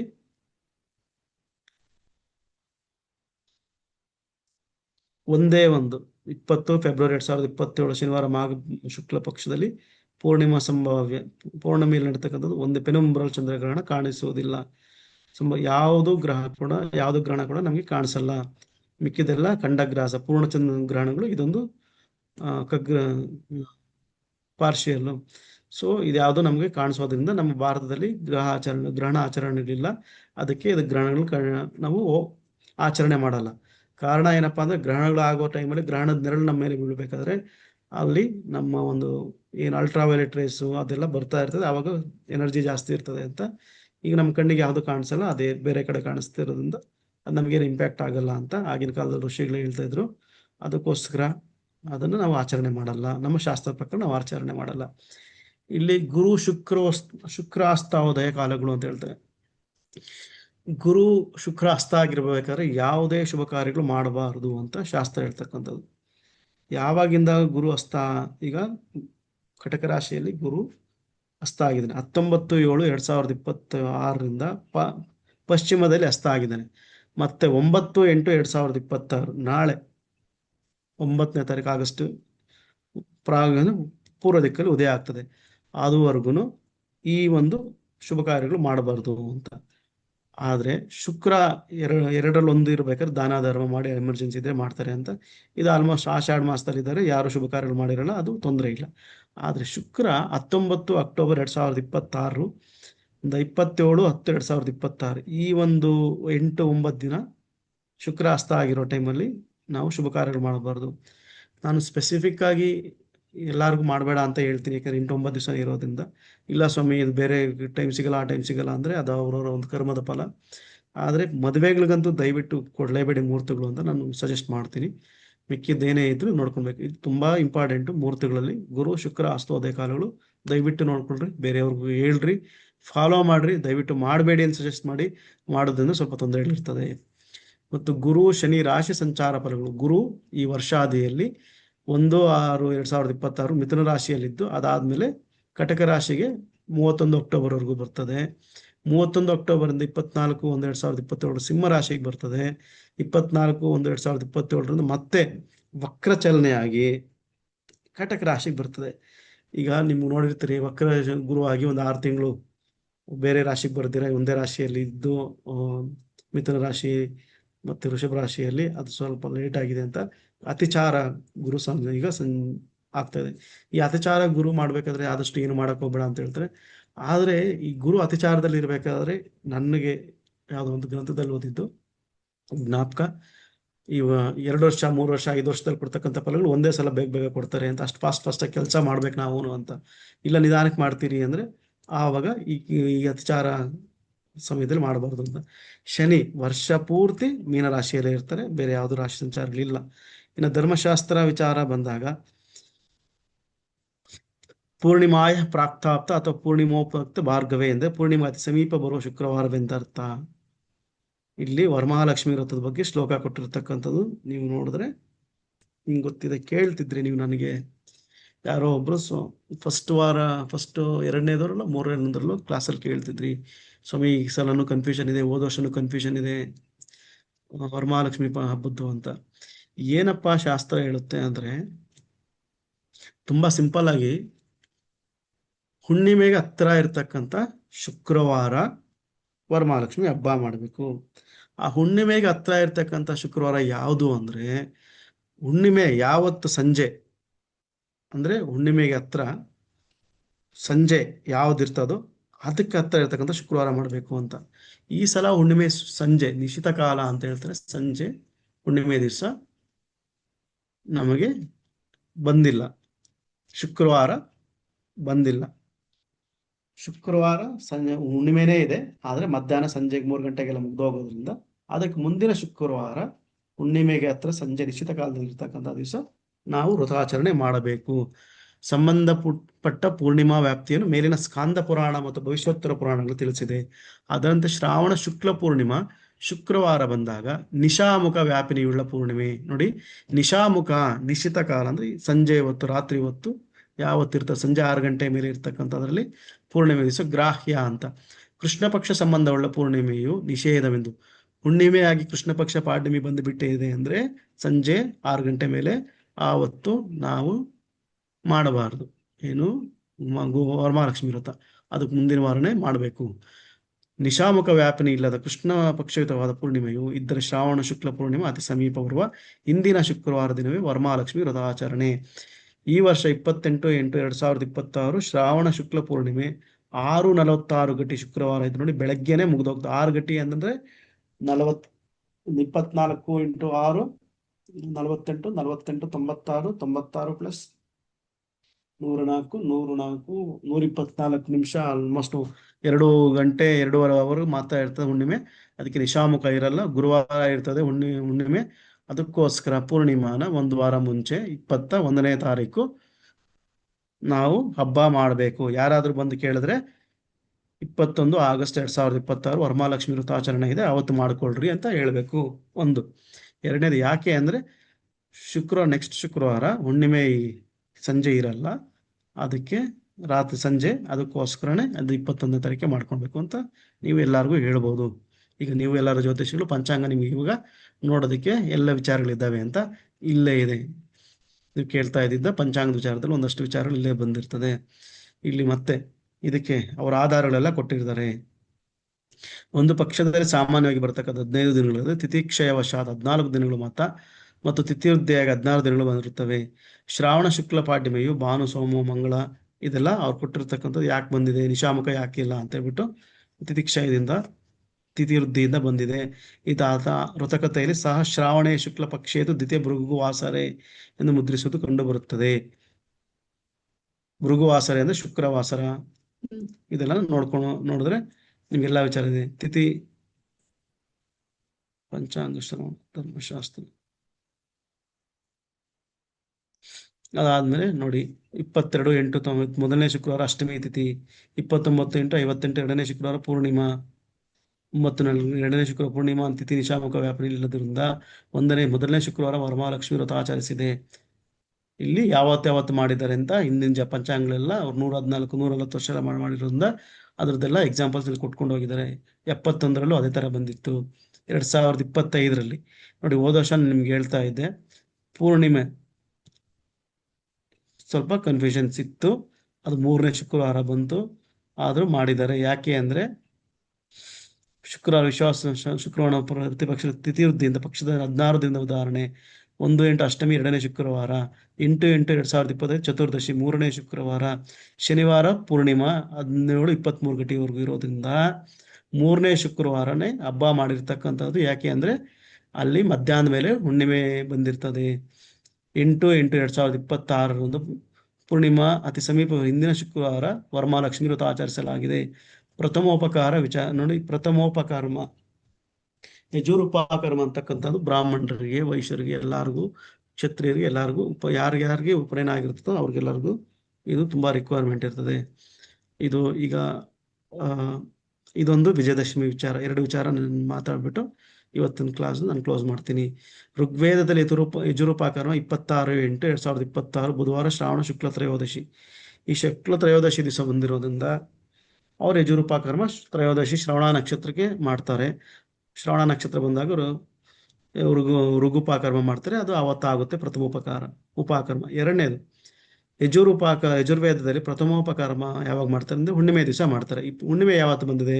27-8-2026 ಗುರುವಾರ ಶ್ರಾವಣ ಶುಕ್ಲ ಚತುರ್ದಶಿ ಯಜುರುಪಕರ್ಮ ದಿನವೇ ಪ್ರಥಮೋಪಕರ್ಮ ನಡೆಸಬಹುದು.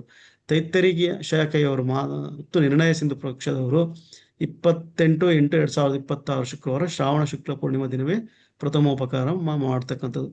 ಏನಕ್ಕೆ ಇದು ಅಂದರೆ 27ನೇ ತಾರೀಕು ಬೆಳಗ್ಗೆ ಸೂರ್ಯೋದಯದಲ್ಲಿ ಚತುರ್ದಶಿ ಇದ್ದು ಆಮೇಲೆ ಹುಣ್ಣಿಮೆ ಸಂಪೂರ್ಣವಾಗಿದ್ದರು. ಸೂರ್ಯೋದಯ ಇಲ್ಲ ಅನ್ನೋದಕ್ಕೆ ತೈತರಿಯ ಶಾಖೆಯವರು, ಯಜುರುಪಕರ್ಮದಲ್ಲಿ ತೈತರಿಯ ಶಾಖೆಯವರು, ಇದು ಆಲ್ಮೋಸ್ಟ್ ನಮ್ಮ ಶ್ರೀ ವೈಷ್ಣವರೆಲ್ಲ ತೈತರಿಯ ಶಾಖೆಗೆ ಬರ್ತಾರೆ. ಅಯ್ಯಂಗಾರ್ಗಳು ಅವರೆಲ್ಲ 28ನೇ ತಾರೀಕು ಸೂರ್ಯೋದಯ ಹುಣ್ಣಿಮೆ ಇರೋದ್ರಿಂದ ಆವತ್ತೇ ಮಾಡಬೇಕು ಅಂತ ಶಾಸ್ತ್ರ ಹೇಳುತ್ತೆ. ಅದಕ್ಕೋಸ್ಕರನೇ ನಮ್ಮ ಯಜುರುಪಕರ್ಮಿಗಳು ಬೇರೆಯವರು ಯಾರಿದ್ದಾರೋ ಯಜುರ್ವೇದದವರು ಅವರೆಲ್ಲ ಅವತ್ತು ಮಾಡ್ಕೊತಾರೆ. ಶ್ರೀ ವೈಷ್ಣವರು ತೈತರಿಯ ಶಾಖೆಯವರು, ಈ ಬೇರೆಯವರಿದ್ರು ಬ್ರಾಹ್ಮಣರು ತೈತರಿಯ ಶಾಖೆಯವರು ಇದ್ರೆ ಅವರು 28ನೇ ತಾರೀಕು ಮಾಡ್ಕೊಳ್ಬೇಕು. ಈಗ ದುರ್ಗಾಷ್ಟಮಿ ವಿಚಾರ. ಈ ವರ್ಷ 18-10 ಭಾನುವಾರ ಅಶ್ವಯುಜ ಶುಕ್ಲ ಅಷ್ಟಮಿ 60 ಗಂಟೆ ಇದ್ದು ಭದ್ರಾಕರಣವಿದೆ. 19 ಸೋಮವಾರ ಅಶ್ವಯುಜ ಶುಕ್ಲ ಅಷ್ಟಮಿ 2-8 ಗಂಟೆ ಇದ್ದು ಯದಾಚ ಪೂರ್ವ ದಿನೇ ಷಷ್ಠಿ ಘಟಿಕಾಷ್ಟಮಿ ಪರದಿನೇ ಮುಹೂರ್ತಾದಿ ವ್ಯಾಪಿನಿ ತದಾ ನವಮಿಯ ಥಾಮಪೃತ್ತ ತ್ವಕ್ಷ ಸಂಪೂರ್ಣಾತ್ವದ ಪುರೈವ ಗ್ರಾಹ್ಯ. ಮತ್ತು ನೋಡಿ, ಈ ಸಲ ನಿಮಗೆ ನವರಾತ್ರಿಗಳು ವಿಜಯದಶಮಿ ಈ ಸಲ 11 ದಿವಸ ಇದೆ. ಈ ಸಲ 10 ದಿವಸ ಇಲ್ಲ. ಅದಕ್ಕೆ ಕಾರಣ ಏನಪ್ಪಾ ಅಂದ್ರೆ, ಒಂದು ತಿಥಿ ವೃದ್ಧಿ ಆಗಿದೆ. ಯಾವ ತಿಥಿ ವೃದ್ಧಿ ಆಗಿದೆ? ಅಷ್ಟಮಿ ತಿಥಿ ವೃದ್ಧಿ ಆಗಿದೆ. ಇವತ್ತು ಮಾರನೇ ದಿವಸನೂ ಇರೋದ್ರಿಂದ ವ್ಯಾಪನಿಯಾಗಿ ನವಮಿಯುಕ್ತವಾದರೂ ಅದನ್ನು ಬಿಟ್ಟು ಪೂರ್ಣವಾದ ಅಷ್ಟಮಿಯನ್ನೇ ಸ್ವೀಕರಿಸಬೇಕು. ಇಲ್ಲಿ ವೃದ್ಧಿಯಾಗಿ ಮಾರನೇ ದಿವಸ ಇದ್ದು ಪೂರ್ಣ ತಿಥಿ ಇರತಕ್ಕಂಥ 60 ಗಂಟೆ ಯಾವ್ದಿದೆಯೋ 18ನೇ ತಾರೀಕು ಆವತ್ತು ಅಷ್ಟಮಿ ಮಾಡಬೇಕು. ಮಾರನೇ ದಿನ ಮುಹೂರ್ತಾದ ವ್ಯಾಪನಿಯಾಗಿ ನವಮಿಯುಕ್ತವಾದರೂ ಅದನ್ನು ಬಿಟ್ಟು ಪೂರ್ಣವಾದ ಅಷ್ಟಮಿಯನ್ನೇ ಸ್ವೀಕರಿಸಬೇಕೆಂದು ಹೇಳಿರುವುದಲ್ಲದೆ, ದೇವಿ ಪುರಾಣದಲ್ಲಿ ನಾನು ಭದ್ರ ಆಗಿದ್ದೇನೆ ಹಾಗೂ ಭದ್ರ ನನ್ನ ಸ್ವರೂಪವಾಗಿದೆ, ಅರ್ಥಾತ್ ಭದ್ರ ಹಾಗೂ ನನ್ನಲ್ಲಿ ಯಾವ ಅಂತರವೂ ಇಲ್ಲ, ಭದ್ರಯುಕ್ತ ತಿಥಿಯನ್ನು ನನ್ನನ್ನು ಪೂಜಿಸಿ ಸಮಸ್ತ ಸಿದ್ಧಿಯನ್ನು ನೀಡುತ್ತೇನೆ ಎಂದಿರುವುದರಿಂದ ಭಾನುವಾರ ದಿನದ ದುರ್ಗಾಷ್ಟಮಿ ವಿಚಾರಣೆ. ಅಷ್ಟಮಿ ದಿವಸನೇ ಭದ್ರಾಕರಣ ಇರೋದ್ರಿಂದ ಆವತ್ತು ಯೂಸ್ ಮಾಡಬೇಕು. ಮಾರನೇ ದಿವಸ ಸಂಜೆ ಯಾವಾಗಲೂ ಈ ಶರನ್ನವರಾತ್ರಿ ಯಾವತ್ತು ಮಾಡ್ತಾರೆ ಬೆಳಗ್ಗೆಗಿಂತ ಸಂಜೆ ಹೊತ್ತು ತುಂಬಾ ಶ್ರೇಷ್ಠ.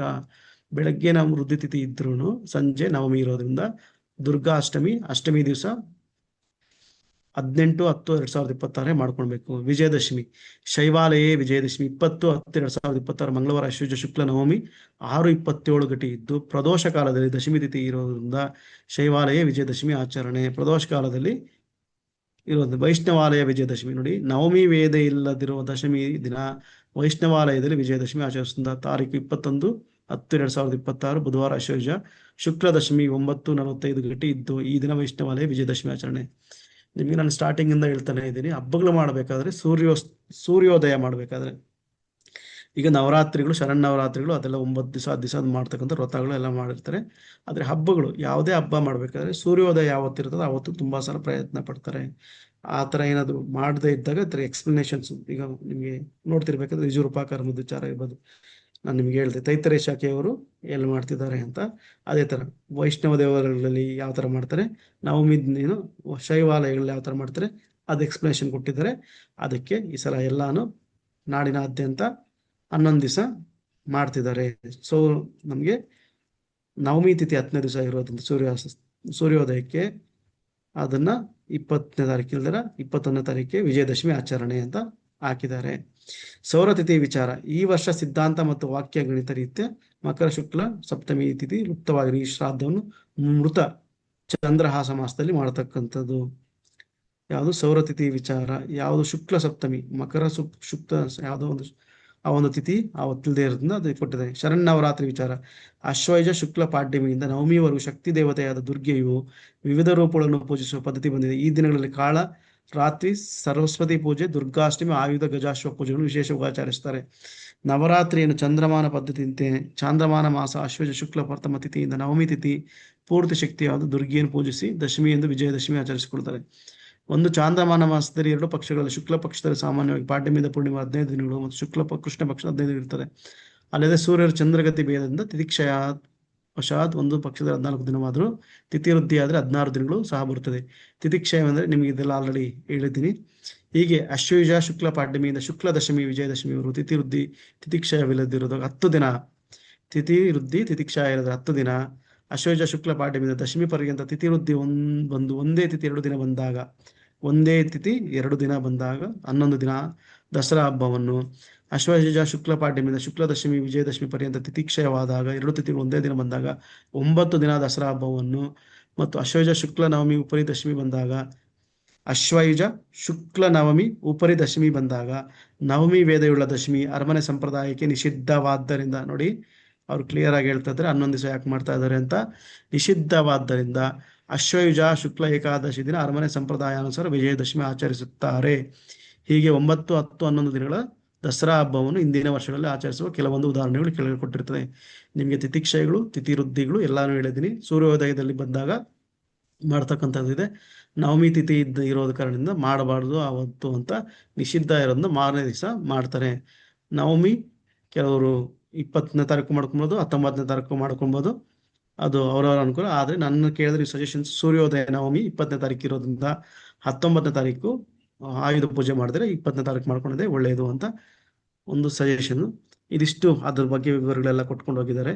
ನೋಡಿ, ನಿಮ್ಗೆ ಎಷ್ಟೊಂದು ಕ್ಲಾರಿಟಿಯಾಗಿ ಈ ಪಂಚಾಂಗದಲ್ಲಿ ನಿಮ್ಗೆ ಕೊಟ್ಟಿದ್ದಾರೆ. ಯಾಕೆ ಹಬ್ಬ ಇವತ್ತು ಮಾಡಬೇಕು, ಯಾಕೆ ಹಬ್ಬ ಆ ಥರ ಮಾಡಬೇಕು, ಇದೆಲ್ಲ ವಿಚಾರಗಳು ನಿಮ್ಗೆ ಇರೋದ್ರಿಂದ ನಾನು ಯಾವಾಗಲೂ ಪಂಚಾಂಗದ ವಿಚಾರಗಳು ನಿಮ್ಗೆ ಎಷ್ಟೊಂದು ವಿಚಾರಗಳು ಕನ್ಫ್ಯೂಷನ್ಸ್ ಎಲ್ಲ ಕ್ಲಿಯರ್ ಆಗ್ತಾ ಇದೆ.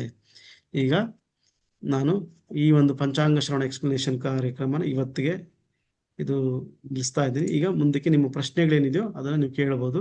ಒಬ್ಬೊಬ್ಬರೇ ರೈಸ್ ಮಾಡಿ ನಾನು ನಿಮ್ಮನ್ನೆಲ್ಲರೂ ನೀವು ಅನ್ಮ್ಯೂಟ್ ಮಾಡ್ಕೊಳೋದಕ್ಕೆ ಅವಕಾಶ ಕೊಟ್ಟಿದ್ದೀನಿ. ರೇಸ್ ಯುವರ್ ಹ್ಯಾಂಡ್ ಅಂದ್ರೆ ಒಬ್ಬೊಬ್ಬರೇ ನಿಮ್ಮ ಕೈ ಎತ್ತಿ ಝೂಮಲ್ಲಿ ಏನು ಡೌಟ್ಸ್ ಇದ್ರೆ ಕೇಳಬಹುದು. ಗುರುಗಳೇ ನಮಸ್ಕಾರ.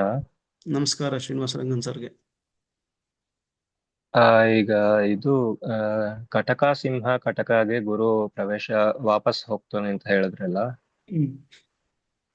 ಅದು ವಕ್ರಿ ಗುರು ಅಂತ ಹೇಳ್ತಾರ ಏನು? ಅದೇನ ವಕ್ರಿ ಗುರು ಅಥವಾ ಬೇರೆ ಏನಾದ್ರು ಹೇಳ್ತಾರ ಅದಕ್ಕೆ ಅಂತ ಡೌಟ್. ಮಿಥುನ ರಾಶಿಯಿಂದ ಇದು ಜ್ಯೋತಿಷದಲ್ಲಿ ಬರ್ತದೆ, ಆಯ್ತಾ? ಅದು ಜ್ಯೋತಿಷ ಹೇಳ್ಬೇಕಾದ್ರೆ ನಿಮ್ಗೆ ವಕ್ರಿ ಗ್ರಹ, ಈ ಅತಿಚಾರ ಗ್ರಹ, ಈ ಮಾಮೂಲಿ ಗ್ರಹಗಳು, ಈ ವಕ್ರ ದೃಷ್ಟಿಗಳು, ಇವೆಲ್ಲ ನಾನು ನಿಮ್ಗೆ ಹೇಳ್ಕೊಡ್ತೀನಿ. ಆದ್ರೂ ಇವಾಗ ಈ ಪಂಚಾಂಗದಲ್ಲಿ ಬಂದಿರೋದ್ರಿಂದ ಸಣ್ಣದಾಗಿ ಎಕ್ಸ್ಪ್ಲನೇಷನ್ ಕೊಡ್ತೀನಿ ಅಷ್ಟೇ. ಮಿಥುನದಿಂದ ಸಿಂಹರಾಶಿವರೆಗೂ ಕಂಟಿನ್ಯೂಸ್ ಆಗಿ ಏನು ಹೋಗ್ತದೋ ಅದನ್ನ ಅತಿಚಾರ ಗುರು ಅಂತ ಹೇಳ್ತಾರೆ, ಅತಿಚಾರ ಗ್ರಹ ಅಂತ. ಅಲ್ಲಿ ಸ್ವಲ್ಪ ಹೋಲ್ಡ್ ಮಾಡಿದಾಗ ಒಂದು ಬ್ರೇಕ್ ಹಾಕಿ ಮತ್ತೆ ಹಿಂದಕ್ಕೆ ಬರ್ತದಲ್ಲ ಅದನ್ನ ವಕ್ರ ಗುರು ಅಂತ ಹೇಳ್ತಾರೆ, ಆಯ್ತಾ? ಫಾಸ್ಟ್ ಆಗಿ ಹೋಗ್ತಾರೆ, ವಾಪಸ್ ಹೋಗೋದನ್ನ ವಕ್ರಿ ಅಂತ ಹೇಳ್ತಾರ. ಅದು ತುಂಬಾ ಏನಿಲ್ಲ, ತುಂಬಾ ಸಿಂಪಲ್ ಆಗಿ ಎಕ್ಸ್ಪ್ಲೇನ್ ಮಾಡ್ತೀನಿ. ಅದು ನಮ್ಮ ಕಣ್ಣಿಗೆ ಗುರು ಗ್ರಹ ಕಂಟಿನ್ಯೂಸ್ ಆಗಿ ಹೋಗ್ತಿದ್ರು, ಸೂರ್ಯ ಅಡ್ಡ ಬರೋದ್ರಿಂದ ನಮ್ಮ ಕಣ್ಣಿಗೆ ಕಾಣಿಸದೇ ಇರ್ತಕ್ಕಂಥ ಟೈಮಲ್ಲಿ ಅದನ್ನ ವಕ್ರ ಗುರು ಅಂತ ಹೇಳ್ತಾರೆ. ಅಂದ್ರೆ ಹಿಂಬದಿಗೆ ಚಲನೆ ಆಗ್ತದೆ ಅಂತ ಅಷ್ಟೇ. ಅದು ನಿಮಗೆ ಜ್ಯೋತಿಷದಲ್ಲಿ ನೀಟಾಗಿ ಎಕ್ಸ್ಪ್ಲೇನ್ ಮಾಡ್ತೀನಿ. ಅದು ಒಂದು ಡಯಾಗ್ರಾಮ್ ಫೋಟೋಸ್ ಎಲ್ಲ ಹಾಕಿ ಎಕ್ಸ್ಪ್ಲೇನ್ ಮಾಡ್ಕೊಡ್ತೀನಿ. ಧನ್ಯವಾದ ಗುರುಗಳು. Thank you sir. Ambarish R.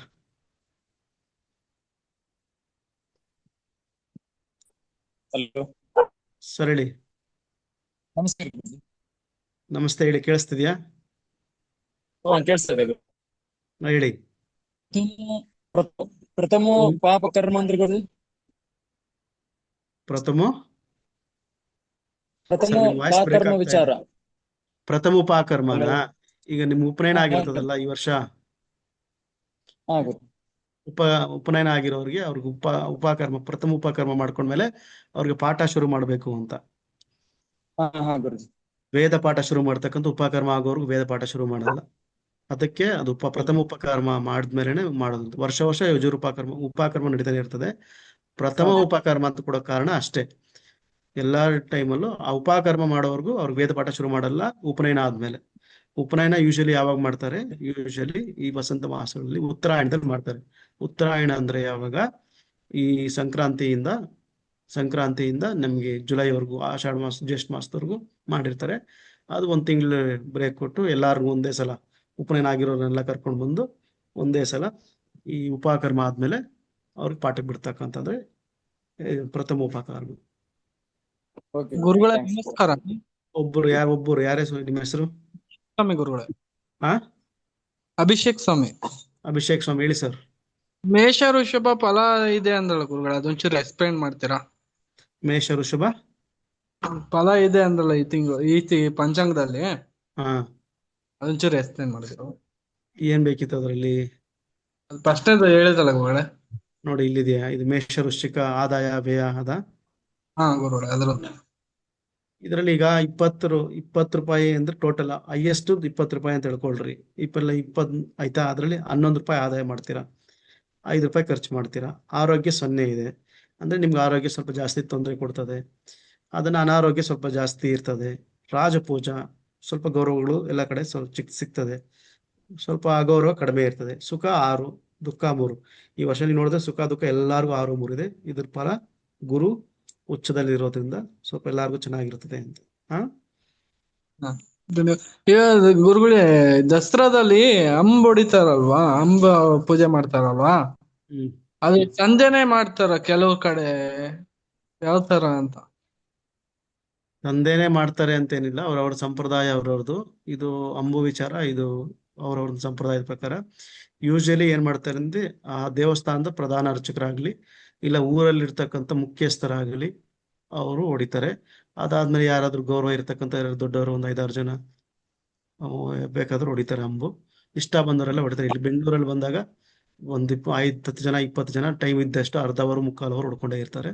ಅದೇನ್ ತೊಂದರೆ ಇಲ್ಲ. ಅಂದ್ರೆ ಟೈಮಿಂಗ್ಸ್ 7 ಗಂಟೆ ಒಳಗೆ 6 ಗಂಟೆ ಒಳಗೆ ಮುಗಿಸ್ತಾರಲ್ಲ ಗುರುಗಳೇ? ಆತರ ಇಲ್ಲಪ್ಪ. ಬೆಳಗ್ಗೆ ಇವಾಗ ಏನು ಹಳೆ ಕಾಲದಲ್ಲಿ ಏನ್ ಮಾಡೋರು ಅಂದ್ರೆ, ಈ ವಿಜಯದಶಮಿ ದಿವಸ ಎಲ್ಲ ಬೆಳೆ ಫಸಲುಗಳೆಲ್ಲ ಒಂದು ಮೊಣಕಾಲದ ದುಷ್ಟ ಬಂದಿರೋದಲ್ವಾ, ಊರ್ ಕಡೆ ಎಲ್ಲ ತಗೊಂಡು ಹೋಗ್ಬಿಟ್ಟು ಅಲ್ಲಿ ಆರೆ ಮರ ಇರ್ತಾ ಇತ್ತು, ಆ ಮರದಲ್ಲಿ ಅಂಬಿಟ್ಟಿರ್ತಾ ಇದ್ರಲ್ಲ, ಅದನ್ನ ತಗೊಂಡು ಈ ಅಜ್ಞಾತವಾಸದಲ್ಲಿ, ಮಹಾಭಾರತದಲ್ಲಿ ಅಜ್ಞಾತವಾಸದಲ್ಲಿ ಅರ್ಜುನ ಅಂಬು ತಗೊಂಡು ಬಂದು ಹೊಡಿತಾನಲ್ಲ, ಗೋವುಗಳ ರಕ್ಷಣೆ ಮಾಡ್ತಾನಲ್ಲ, ಅದು ಸಂಪ್ರದಾಯ. ಅಂದ್ರೆ ದೇವರು ಹೊಲಗಳಲ್ಲಿ ಓಡಾಡಿದ್ರೆ ಫಸಲು ಚೆನ್ನಾಗಿ ಬರ್ತದೆ ಅಂತ. ಈಗಿನ ಕಾಲದಲ್ಲಿ ಹೊಲಗಳಿಗೆ ಎಲ್ಲಿ ತಗೊಂಡು ಹೋಗ್ತಾರೆ, ಯಾರು ಹೊತ್ಕೊಂಡು ಓಡಾಡ್ತಾರೆ? ಸ್ವಾಮಿ ನನ್ ಕೈಯಲ್ಲಿ ಆಗಲ್ಲ ಸ್ವಾಮಿ ಹೊತ್ಕೊಳೋದಕ್ಕೆ ಅಂತ. ಹೌದು ಗುರುಗಳೇ, ಅಂದ್ರೆ ಇದು ಬನ್ನಿ ಮರದ ಹತ್ರ ಮಾಡ್ತಾರೆ. ಬನ್ನಿ ಮರ ಇರುತ್ತಲ್ಲ ಗುರುಗಳೇ? ಹೌದಪ್ಪ, ಬನ್ನಿ ಮರ ಹತ್ರ ಮಾಡ್ತಾರೆ. ಧನ್ಯವಾದ ಗುರುಗಳೇ, thank you. Ramesh Srirangachar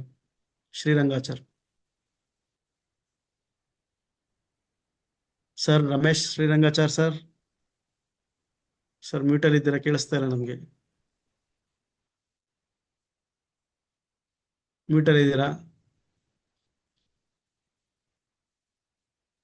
sir? ಹೇಳಿ ಅನಧ್ಯಯನ ಅಂದ್ರೆ ಏನು ಸರ್? ಅನಧ್ಯಯನ ಅಂದ್ರೆ ವೇದಗಳು ಯಾವತ್ತು ಓದಬಾರದು, ಕಲಿಬಾರದು ಅಂತ. ಒಂದು ಅಮಾವಾಸ್ಯೆ, ಹುಣ್ಣಿಮೆ ಮತ್ತು ಚತುರ್ದಶಿಗಳು ಕೆಲವು, ಆಮೇಲೆ ಈ ವೈಷ್ಣವ ಸಂಪ್ರದಾಯದಲ್ಲಿ ಧನುರ್ಮಾಸದಲ್ಲಿ ಮಾಡಬಾರ್ದು ಅಂತೆಲ್ಲ ಇದೆ. ಅದು ಅವರವರ ಒಂದು ಸಂಪ್ರದಾಯದ ಪ್ರಕಾರ ಇರ್ತದೆ. ಬಟ್ ಯೂಶಲಿ ಅಮಾವಾಸ್ಯೆ, ಹುಣ್ಣಿಮೆಗೆ, ಚತುರ್ದಶಿಗಳ ದಿವಸ ಯೂಶಲಿ ಅಧ್ಯಯನ ಮಾಡ್ಕೊಡಲ್ಲ ವೇದಗಳಾದ್ರೆ. ಮಿಕ್ಕಿದ್ದು ಅದು ಅವರವರ ಸಂಪ್ರದಾಯದ ಪ್ರಕಾರ ಇರ್ತದೆ ಸರ್. ಧನ್ಯವಾದಗಳು. ಸ್ಯಾಮ್ಸಂಗ್ SM ಯಾರು ಕೈ ರೈಸ್ ಮಾಡಿದ್ರು?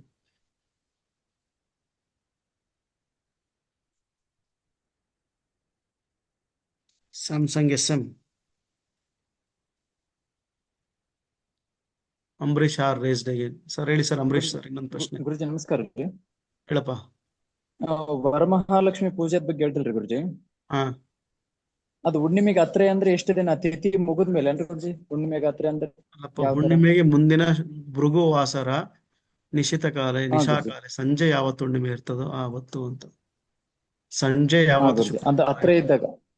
ಅದಕ್ಕೆ ಹಾ. ಹತ್ತಿರದ ಶುಕ್ರವಾರ, ಹುಣ್ಣಿಮೆಗೆ ಹತ್ತಿರದ, ಹುಣ್ಣಿಮೆನೇ ಇದೆ ಅಂದ್ರೆ ಹುಣ್ಣಿಮೆನೇ ಶುಕ್ರವಾರ ಬಿದ್ದಿದೆ ಓಕೆ ಅಂದ್ರೆ ಗುರುಜಿ. ಹುಣ್ಣಿಮೆ ದಿವಸನೇ ಮಾಡತಕ್ಕಂಥ ಸಂಜೆ. ಇಲ್ಲ ಅಂದ್ರೆ ಅದು ಹತ್ತಿರದಲ್ಲಿ ಯಾವ್ದು ಓಕೆ ಇರ್ತದೋ ತುಂಬಾ ಸಿಂಪಲ್. ಓಕೆ ಗುರುಜಿ. ಸರಿನಪ್ಪ. ಬೇರೆ ಇನ್ಯಾರಿಗಾದ್ರು ಪ್ರಶ್ನೆ ಇದೆಯಾ?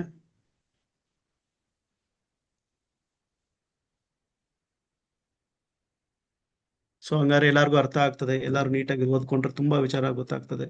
ನಾನು ಏನಕ್ಕೆ ಪಂಚಾಂಗದ ನಿಮ್ಗೆಲ್ಲ ಈ ತಿಥಿಕ್ಷಗಳು, ವೃದ್ಧಿಗಳು, ಅಕ್ಷಾಂಶಗಳು, ರೇಖಾಂಶಗಳು ಎಲ್ಲ ಕೊಡ್ತಾ ಇದ್ದೀನಿ ಅಂತ, ಮುಂದೆ ಹೋಗ್ತಿದ್ದಂಗೆ ಪಂಚಾಂಗ ಇದೇ ವಿಚಾರ, ಇಷ್ಟೊಂದು ವಿಚಾರ ನಮ್ಮ ಜ್ಯೋತಿಷದ ವಿಚಾರ ಪಂಚಾಂಗದಲ್ಲೇ ಕ್ಲಿಯರ್ ಆಗ್ಬಿಡುತ್ತಾ ಅಂತ ನಿಮ್ಗೆ ಇಲ್ಲಿಂದ ಗೊತ್ತಾಗ್ತಾ ಹೋಗ್ತದೆ. ಸರಿನಾ? ಸರಿ, ಆಯ್ತು. ಇನ್ಯಾರ್ದು ಪ್ರಶ್ನೆ ಇಲ್ಲ ಅಂತ ಅನ್ಕೊಂತೀನಿ. ಶ್ವೇತಾ ಮೇಡಮ್, ನೀವು ರೆಕಾರ್ಡಿಂಗ್ ಸ್ಟಾಪ್ ಮಾಡಿ. ಬೇರೆ ಯಾರಾದರೂ ಇದೊಂದು ಮಾತಾಡ್ಬೇಕಿತ್ತು. ರೆಕಾರ್ಡಿಂಗ್ ಸ್ಟಾಪ್ ಮಾಡೋಕೆ ಮುಂಚೆ ಒಂದು ಶಾಂತಿ ಮಂತ್ರ ಎಲ್ಲರೂ ಹೇಳೋಣ. ವಿಜಯಲಕ್ಷ್ಮಿ ಮೇಡಮ್, ಶಾಂತಿ ಮಂತ್ರ ಹೇಳ್ತೀರಾ? ಇದ್ದೀರಾ?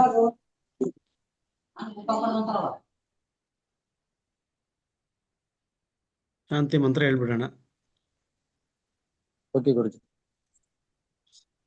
ಓಂ ಸಹನಾವತು ಸಹನೋ ಭುನಕ್ತು ಸಹ ವೀರ್ಯಂ ಕರವಾವಹೈ ತೇಜಸ್ವಿನಾವಧೀತಮಸ್ತು ಮಾ ವಿದ್ವಿಷಾವಹೈ. ಓಂ ಶಾಂತಿ ಶಾಂತಿ. ರೆಕಾರ್ಡಿಂಗ್ ಸ್ಟಾಪ್ ಮಾಡ್ಬೋದು. ನಿನ್ನೆ ಕ್ಲಾಸ್